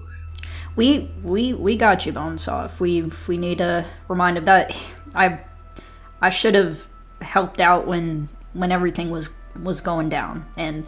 But I will say, don't steal my badge again, because I can help you with that badge. All right. Okay.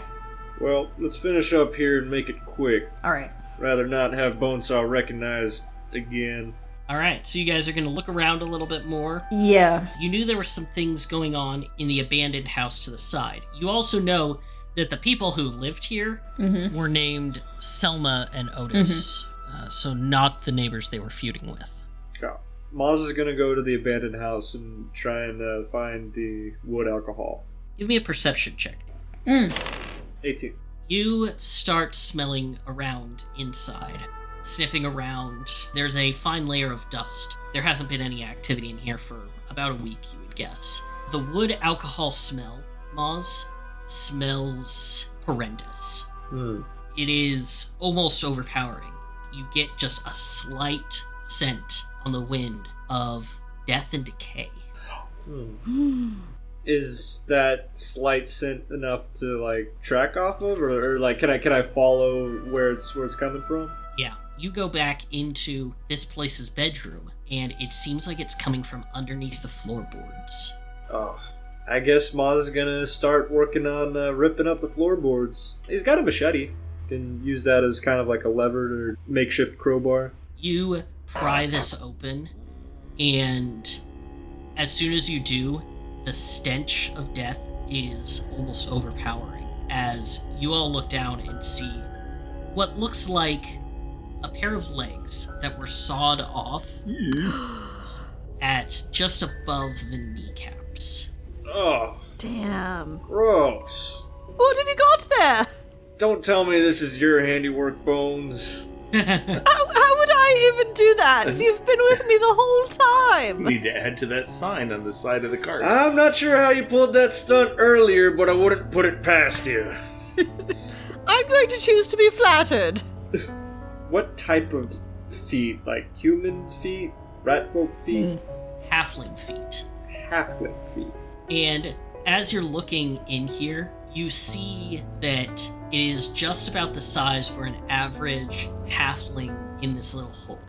However, you see at the back of this hole what appears to be a clawed tunnel. Oh. Yeah. Any volunteers? I could go. I'm not so sure you'd fit, Bonesaw. Let me take a look real quick. And I'm assuming this might be the beginning of the revenant, so she's gonna get down into the hole, look at the legs, and look for the missing part of the body that seems to have crawled its way, dug its way out. You see streaks of this black ichor running down the tunnel. The walls are thin and torn through, like they were clawed at with broken fingers. Okay. And as you continue to look, you feel your badge begin to vibrate. She looks down the tunnel and taps her badge and goes, "Yep. Seems we have ourselves the very, very gruesome beginning of a very angry revenant. I don't know if we should pursue at this moment, but this was a few days ago."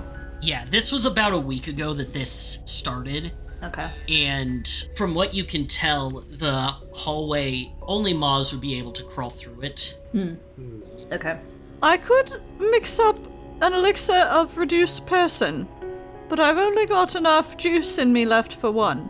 Myra looks back at Moz and goes, "You want to go spelunking or you want to leave it to me?" There's also Goiter. Well, that's true. Yeah, let's have Goiter pull his weight around here. It's been nothing but a sack of useless flesh for all today. Oh, be nice to Goiter. That's not very nice. Goiter's been plenty useful. Maybe we'll send your sack of useless flesh down the tunnel. Well, we already had your sack of useless flesh running around town dressing your get-up. There was no flesh at all in that sack.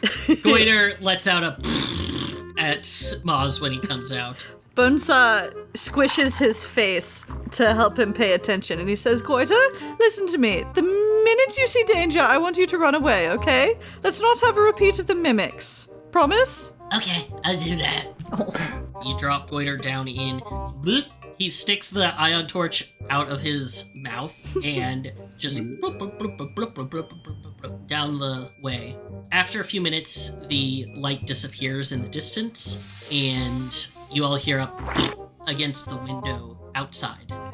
Something wet and fleshy slamming against a window outside. Oh.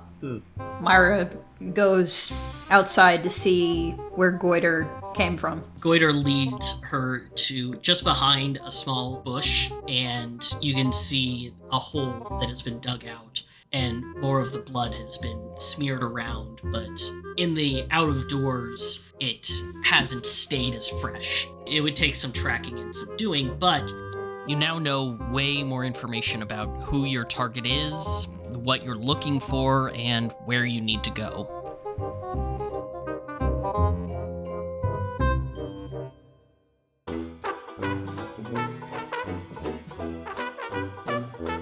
How's Jasper feeling right now? Jasper is feeling just fine, thank you.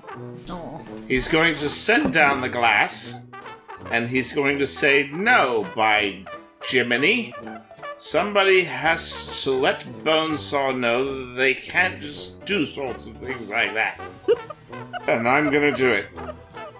Where's my horse? You see the old woman who had been in there previously looks up and says, "You're absolutely right, Sonny. You go tell him what for." You know, you're a very wise person. And I'm glad to have met you. Wonderful to meet you too, Sonny. You take care of yourself. You seem like you haven't been able to hold your liquor very much. I'm holding it just fine, thank you. I thought you were wise. All right, now. Smokey, I need your help. Come here. Smokey steps into it's okay. He's clean. Jordan Yates just says, "Lad's sakes! No, do not bring a horse into my place. It's gonna get all over. Please take your horse outside. Sir? I have to deal with Sawyer enough." He is wearing shoes. I will mount my horse, and I will duck my head as we walk out of the establishment. Smokey, you lead the way. Find Bonesaw. Smokey just... If a horse could roll its eyes, but Smokey helps you up, starts walking out. Aww. Jordan is just apoplectic. The old woman is laughing, just cackling at all of this. That reminds me of my younger days. When I used to ride horses inside of a saloon. Smokey can just track down Bonesaw, yeah? Actually, Smokey has a trick to find people. It's one of Smokey's trained things. I can tell Smokey to find people. Okay. Are you guys going to start coming back after you've found the exit, or what's your plan? If there's nothing more to find, then probably, yeah, that makes sense. Yeah. The only other thing is you find a massive stash of wood alcohol in the back. Is that good for drinking, or is that just good for burning? No, it's definitely not good for drinking. Like, it will straight up kill you if you drink it. It's lightweight. Mostly a fuel. It's used in formaldehyde. Got it. Actually, you've piqued Moz's other interest, which is he's gonna try and grab a bottle or two of the highly flammable stuff. Yeah, write down that you have 2 bottles of wood alcohol. Pyro meets pyro. Absolutely. Pleasure doing business. You all start making your way back. You see a place with a bunch of animals out front when Smokey appears with a listing Jasper on the back. Thank you, girl. You're the best horse. Oh, hell. Jasper. Jasper looks over to see the group, Hi, Jasper. points a finger at Bonesaw, and says, "Bonesaw, I have a word." What the hell is happening? Jasper disappears off the other side of the horse. You hear a ka-thump, followed by, "I'm all right. I'm all right." What's wrong with him? Give me your reins. Give me your reins. I'm going to lean against you. Myra's gonna help a little bit. Smokey swings the reins down, takes them in her mouth, and hands them to Jasper. Jasper composes himself. And then, steps a little bit behind and just, grabs him with her teeth on the scruff of his collar. You're always there for me, girl. Of course. I forgot what I was going to say to you, but it was going to be devastating. Oh, really? Jasper, I know you don't like when I take my skin off, and I won't do it anymore, and I just don't leave, okay? I really wish that my friends could leave. I don't care about you taking your skin off.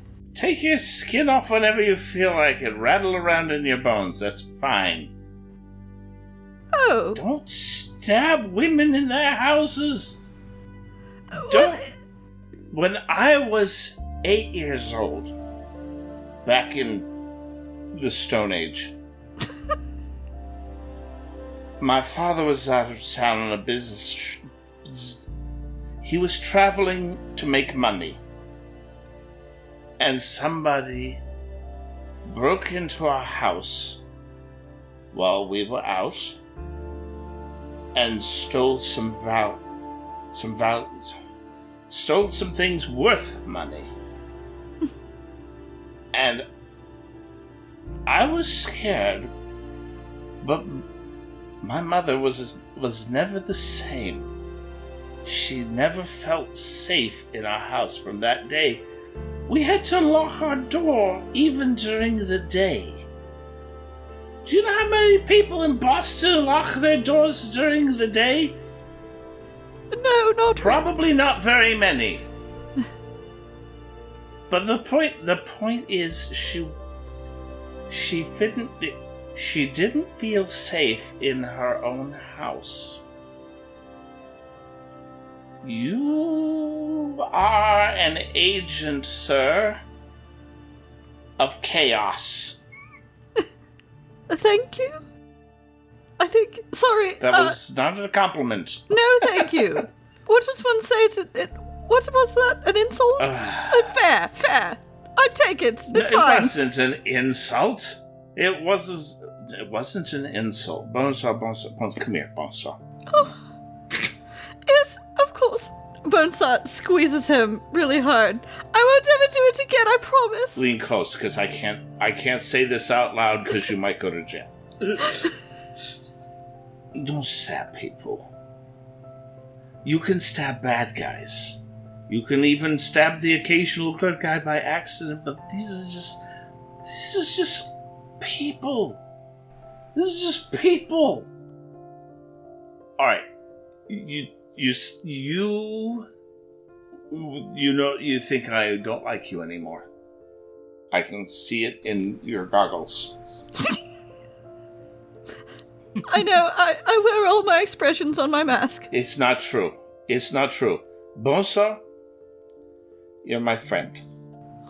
You are my friend, but you make it hard sometimes. All I want to... You want to fix this? Yes. I can tell you the secret trick to fixing it. Okay. Without magic, without your potions, without trickery, find a way to make those people's lives better than they were before you entered them. All right. Do they have to know it was me? They don't have to know it was you. God, no, I don't want to see you go to jail. Okay. You do good things too, and you do very good things. You help those poor little Apache children when they had the disease, and you helped bring them medicine. That was very sweet of you. But thank you. Just don't go around stabbing people. Okay, okay, like I said, you can stab bad guys. You can stab, big damn hero good guys, too, if they deserve it. But it's the little people. The tiny people in their houses. Listen, Jasper, I hear you. I won't stab... Hold on. Okay. Okay, go ahead. Sorry, I was going to be sick, but then I forgot that I can't throw up.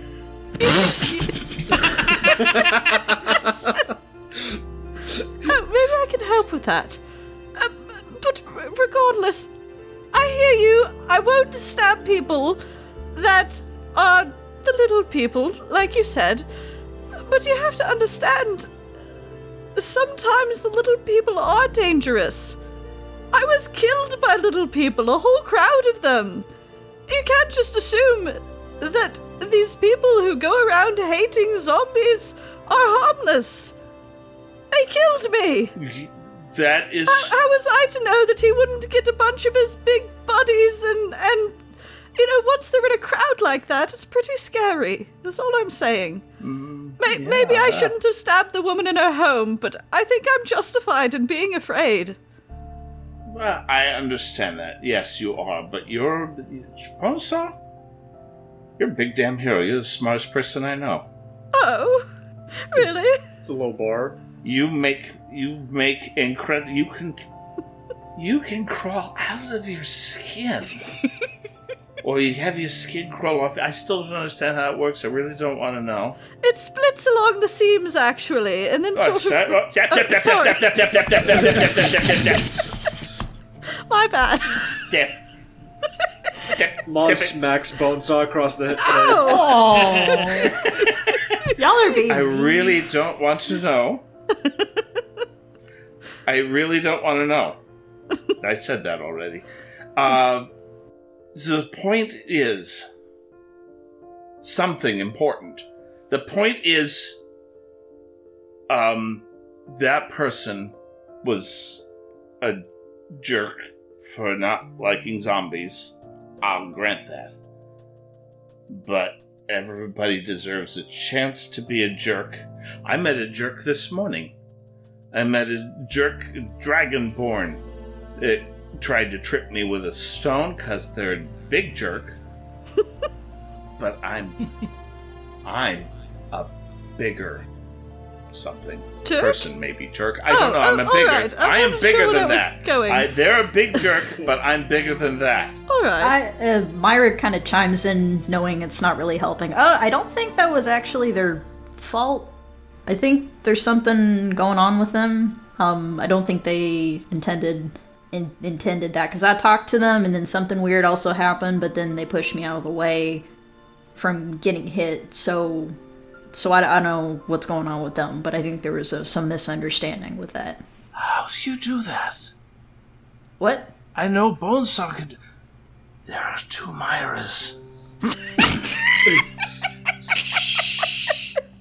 I know you can do that. But how did you do it? I thought you didn't want to know. I don't feel good. I don't want to know how you do it, because I love you, Bonesaw. That was freaking disgusting. I love you too, Jasper. Oh. Okay, I think I need to go lie down now. I hope you've learned your lesson. I have. Do you still want to be drunk? Because I can make you not drunk. I think it's pretty fun, but you seem a bit... No. No, this... Please, don't try to make it better. It will get better on its own. I like my skin. Stay away. All right, fair. That's fine. Smokey, put me in bed. Tuck me in.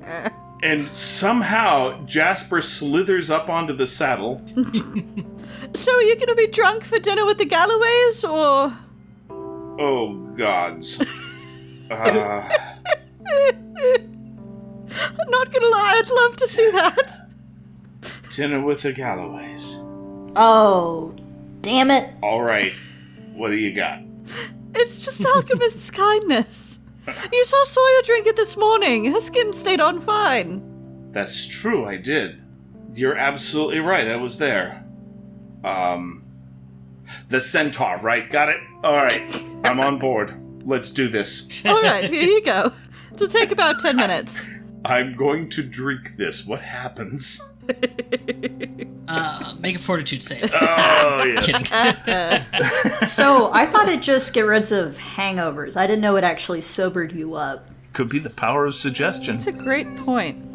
Although probably not much of a difference considering that's kind of the same process. Sobering up and getting rid of a hangover. Yeah. Favored by young rakes and other well-to-do inebriates, this crystalline powder resembles salt. Mixed with water, it makes a fizzing cocktail that eliminates the effects of a hangover within 10 minutes of drinking it. So, I guess more for hangover than for drunkenness. It looks like we got drunk Jasper for We- dinner. I feel it working. I I feel will it say working. that it will reduce. He probably won't be there's still a good 2 hours until. Oh dinner. yeah, we can sober him up. A pot of coffee! Stat!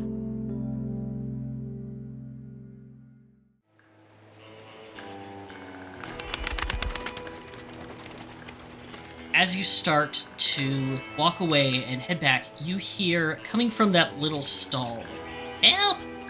Help me! Help!" What stall? From the place that has all the cages. Oh my god, we've stumbled onto a side quest. Well, let's go examine the voice. Where's it coming from? Yeah. Yeah. What's... You heard it too? Oh, thank gods. You see a sign over this, number 43, that reads, Mel's Littlest Pet and Horse Shop. And as you go, you hear the voice, "Help! Help! Help!" coming from one of the cages towards the back. What's in the cage? I'll go look. I'm very distractible. You see what appears to be a badger sitting inside the cage. He has a scarf around his neck, and he's saying, "You gotta get me out of here. You gotta get me out of here. He's crazy. He's crazy." Bonesaw slams money on the counter. How much for the talking badger? Wait. There doesn't appear to be anybody in the stall. Oh, just as well. He picks up the cage and walks out. 3. Wait. Myra's gonna stop No. Bones on I his think track. he's got the right We idea. just had a talk about morality. Stab anyone! These rules are very unclear to me. As you are walking, I assume Myra's stopping me before I get out the door. Yeah. My Myra's like, whoa. Let's figure out what's going on here. Hello? Anyone managing the shop here? no, he stepped out. You gotta get me out of here. He captured me, but he transformed me into this. But I'm a human that walks around on 2 legs all the time, and he changed me when I was having my morning tea. Please, you gotta get me out of here. Sounds fake. How Myra asks, how tall were you when you were human?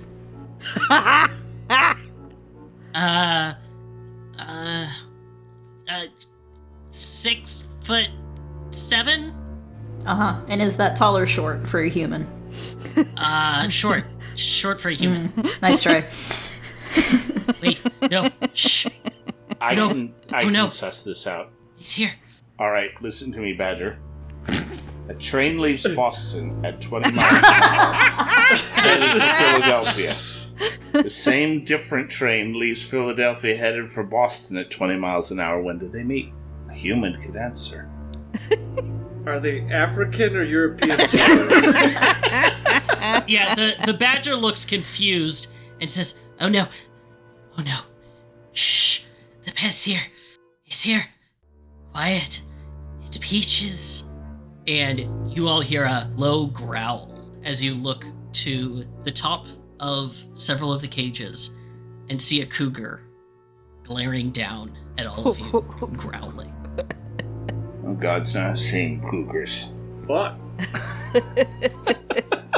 Can we roll Knowledge Arcana on the badger? Yeah, roll Knowledge Arcana, Knowledge Nature. You can also roll a Perception check. Are we in imminent danger from the cougar? It looks like it's about to pounce. Oh. Fun. Let's do a brief history lesson before that. Oh, Moz! Ooh. Net 1. Yeah. I got a 17. I got a 24, but I'm drunk. My god. 17 perception for me.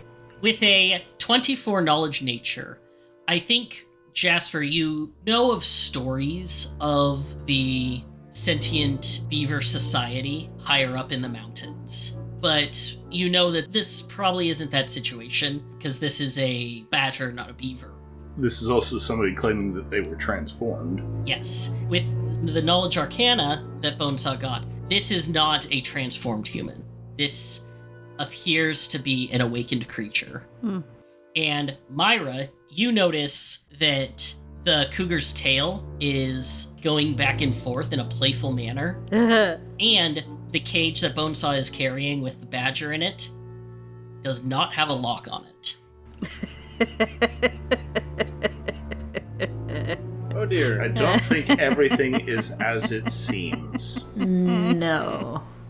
Very astute. But I have no idea what's going on. Is this really happening? Do you still see 2 Myras? Oh my god, Moz, when did you get here? I love drunk Jasper. The badger says, "Quick, we gotta do something. Get me out of here. Get me out of here. Before she pounces." You're in the cage. What's she gonna do?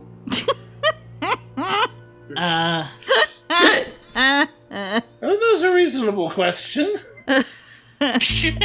Sorry, I can't keep the straight face anymore. The badger leans forward and pushes the cage open. Oh! And hops out onto the ground. The cougar leaps down at him, lands, grabs him by the scruff of the neck, and tosses him up onto her back Aw. with a playful growl. Aw, they're buddies. We should take the cougar too. I knew that was going to happen. The badger stands up on his hind paws, extending one of his forepaws, and says, "Name's Mel-Ness. Nice to meet you. I'm the owner of this place. Sorry for all of that. It's a little bit of a joke I like to play on newcomers." Oh! Good salesmanship! You really got me in! Bad salesmanship was the part where you almost let me walk out, carrying things. I mean, you were gonna steal meat, which, I get to go for a ride with a newcomer, which is fun. Oh, and this is Peaches, and pats the cougar, who gives another little growl. Oh. Hello, Peaches. Good evening, Miss Peaches. I won't keep you, but I noticed that you all were some newcomers in town, and I saw that is a beautiful horse, if I might say so myself. What's your name? Her name is Smokey, and she's the best horse. I can tell, If you guys need anything for her, if you have any animals that you're looking for, tack for, come by, let me know. We'll see what we can get you fitted out for. I would be happy to come by later. Right now, I have had a little too much to drunk. I'm a little drink. I'm going to sit down over here.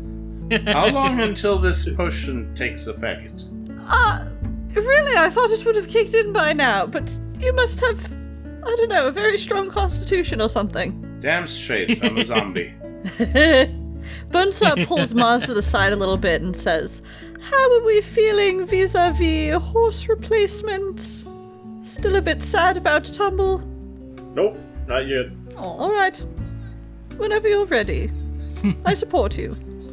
Well, we don't really need any pets right now, but we'd love to browse. Do you have anything as cool as a talking badger, though? Because, you pretty well anchored me with that, and anything I feel like after that is going to be a disappointment. I have some minor birds in the back. They're really cool. You might like them. Do they taste like chickens? No! Why would you eat a minor bird? They talk at you. It's not for me! It's for Goiter. He likes to eat live chickens. Maybe that's a poor question. Peaches starts growling and stalking towards Bonesaw. I think we were just looking for feed. I'm certain that live feed is something for some pets, right? There's some. Let me go get some of the rats that we use for live feed. He's still glaring at Bonesaw. Bonesaw, looks sideways at Myra as he brings out the box of live rats. Bonesaw? Yes? Minor birds are members of the starling family. Oh. Oh. You can find them in Asia and India, which is in Asia, and other parts of Asia. And sometimes in other places of the world, but that's where they come from. They can talk. Really? Yep, they like parrots. But do they have a good sense of humor is the thing? Because Goiter can talk too. Oh no, they can talk like... They have their bird brains. But they can make human speech, is what I was trying to say. The common myna is an invasive species. Did you know that? I did. Myra pats Jasper on the back. Good job, buddy. Are you secretly a library? No, I'm a school teacher. I was a school teacher. I'm going to be a school teacher again. I have a school teacher suit. Oh, that's lovely. Mm-hmm. I had it made by an actress. I don't know what to say to that.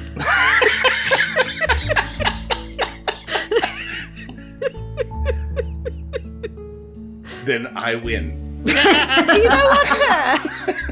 Good job. Congratulations. And I think that is the perfect time with a winning Jasper, a dinner on the horizon for us to close out tonight.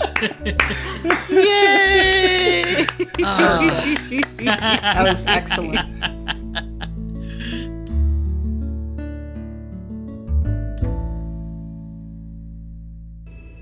Dust and Blood is a Rolling Path production featuring Corinne Hill as Myra Sting, Blake Alfson as our GM, Zach Parker as Moz Copernicus Pryor, Keith Curtis as Jasper Graves, and myself, Gail Parker as Bonesaw. Our theme song is Dust and Blood by Arne Parrott, and other music throughout this recording is provided by Kevin Macleod, Tabletop Audio, Dark Fantasy Studios, and the Desperados 3 original game soundtrack by Filippo Beck Peccoz.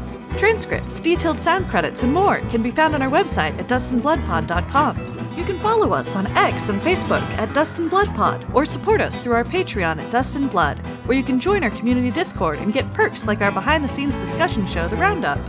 We're so grateful for the support of our fans, people like Haas, Miss Blevins, Lego Queen BB, and Wubbatub.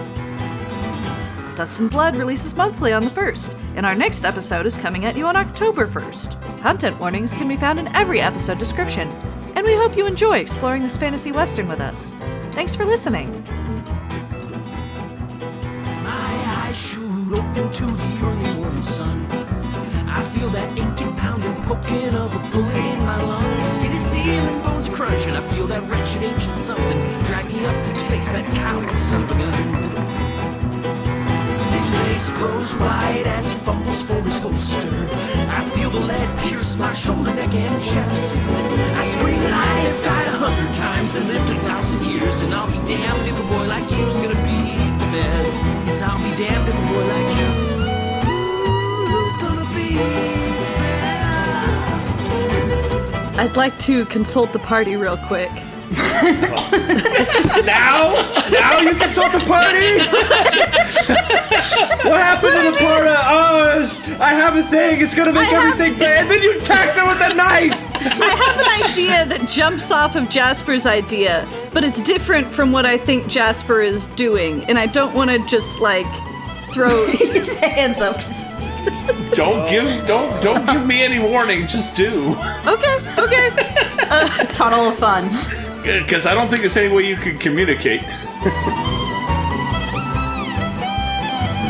She turns tail and heads out. A little bit of a swagger. Enjoy the hanging. Swagger. We think about it. So it's a swagger. You kind of swagger a little bit, but the snake, you're kind of automatically doing that because you're going from side to side. So I think I'm built for swaggering. But you'll never know the joy of strutting. No, I will never know. Unfortunately, snake folk will have to do without. But yeah. The banjo player's name is Slim Pickens. The gnome is Snake-Eyed Stew, and the dwarf pirate is Whiskey Will. Snake-Eyed Stew is my favorite. I want a plushie of Snake-Eyed Stew. I have to. Can I explain real quick? Yes, you can. Every Christmas, Blake's mom does a scavenger hunt kind of deal with riddles, and this year she did it Dust and Blood themed because she's been listening to our stuff, and she made us come up with characters to play during that, and these were our characters. I was Snake-Eyed Stu. I was Slim That's Pickens. cool. My dad was Whiskey Will.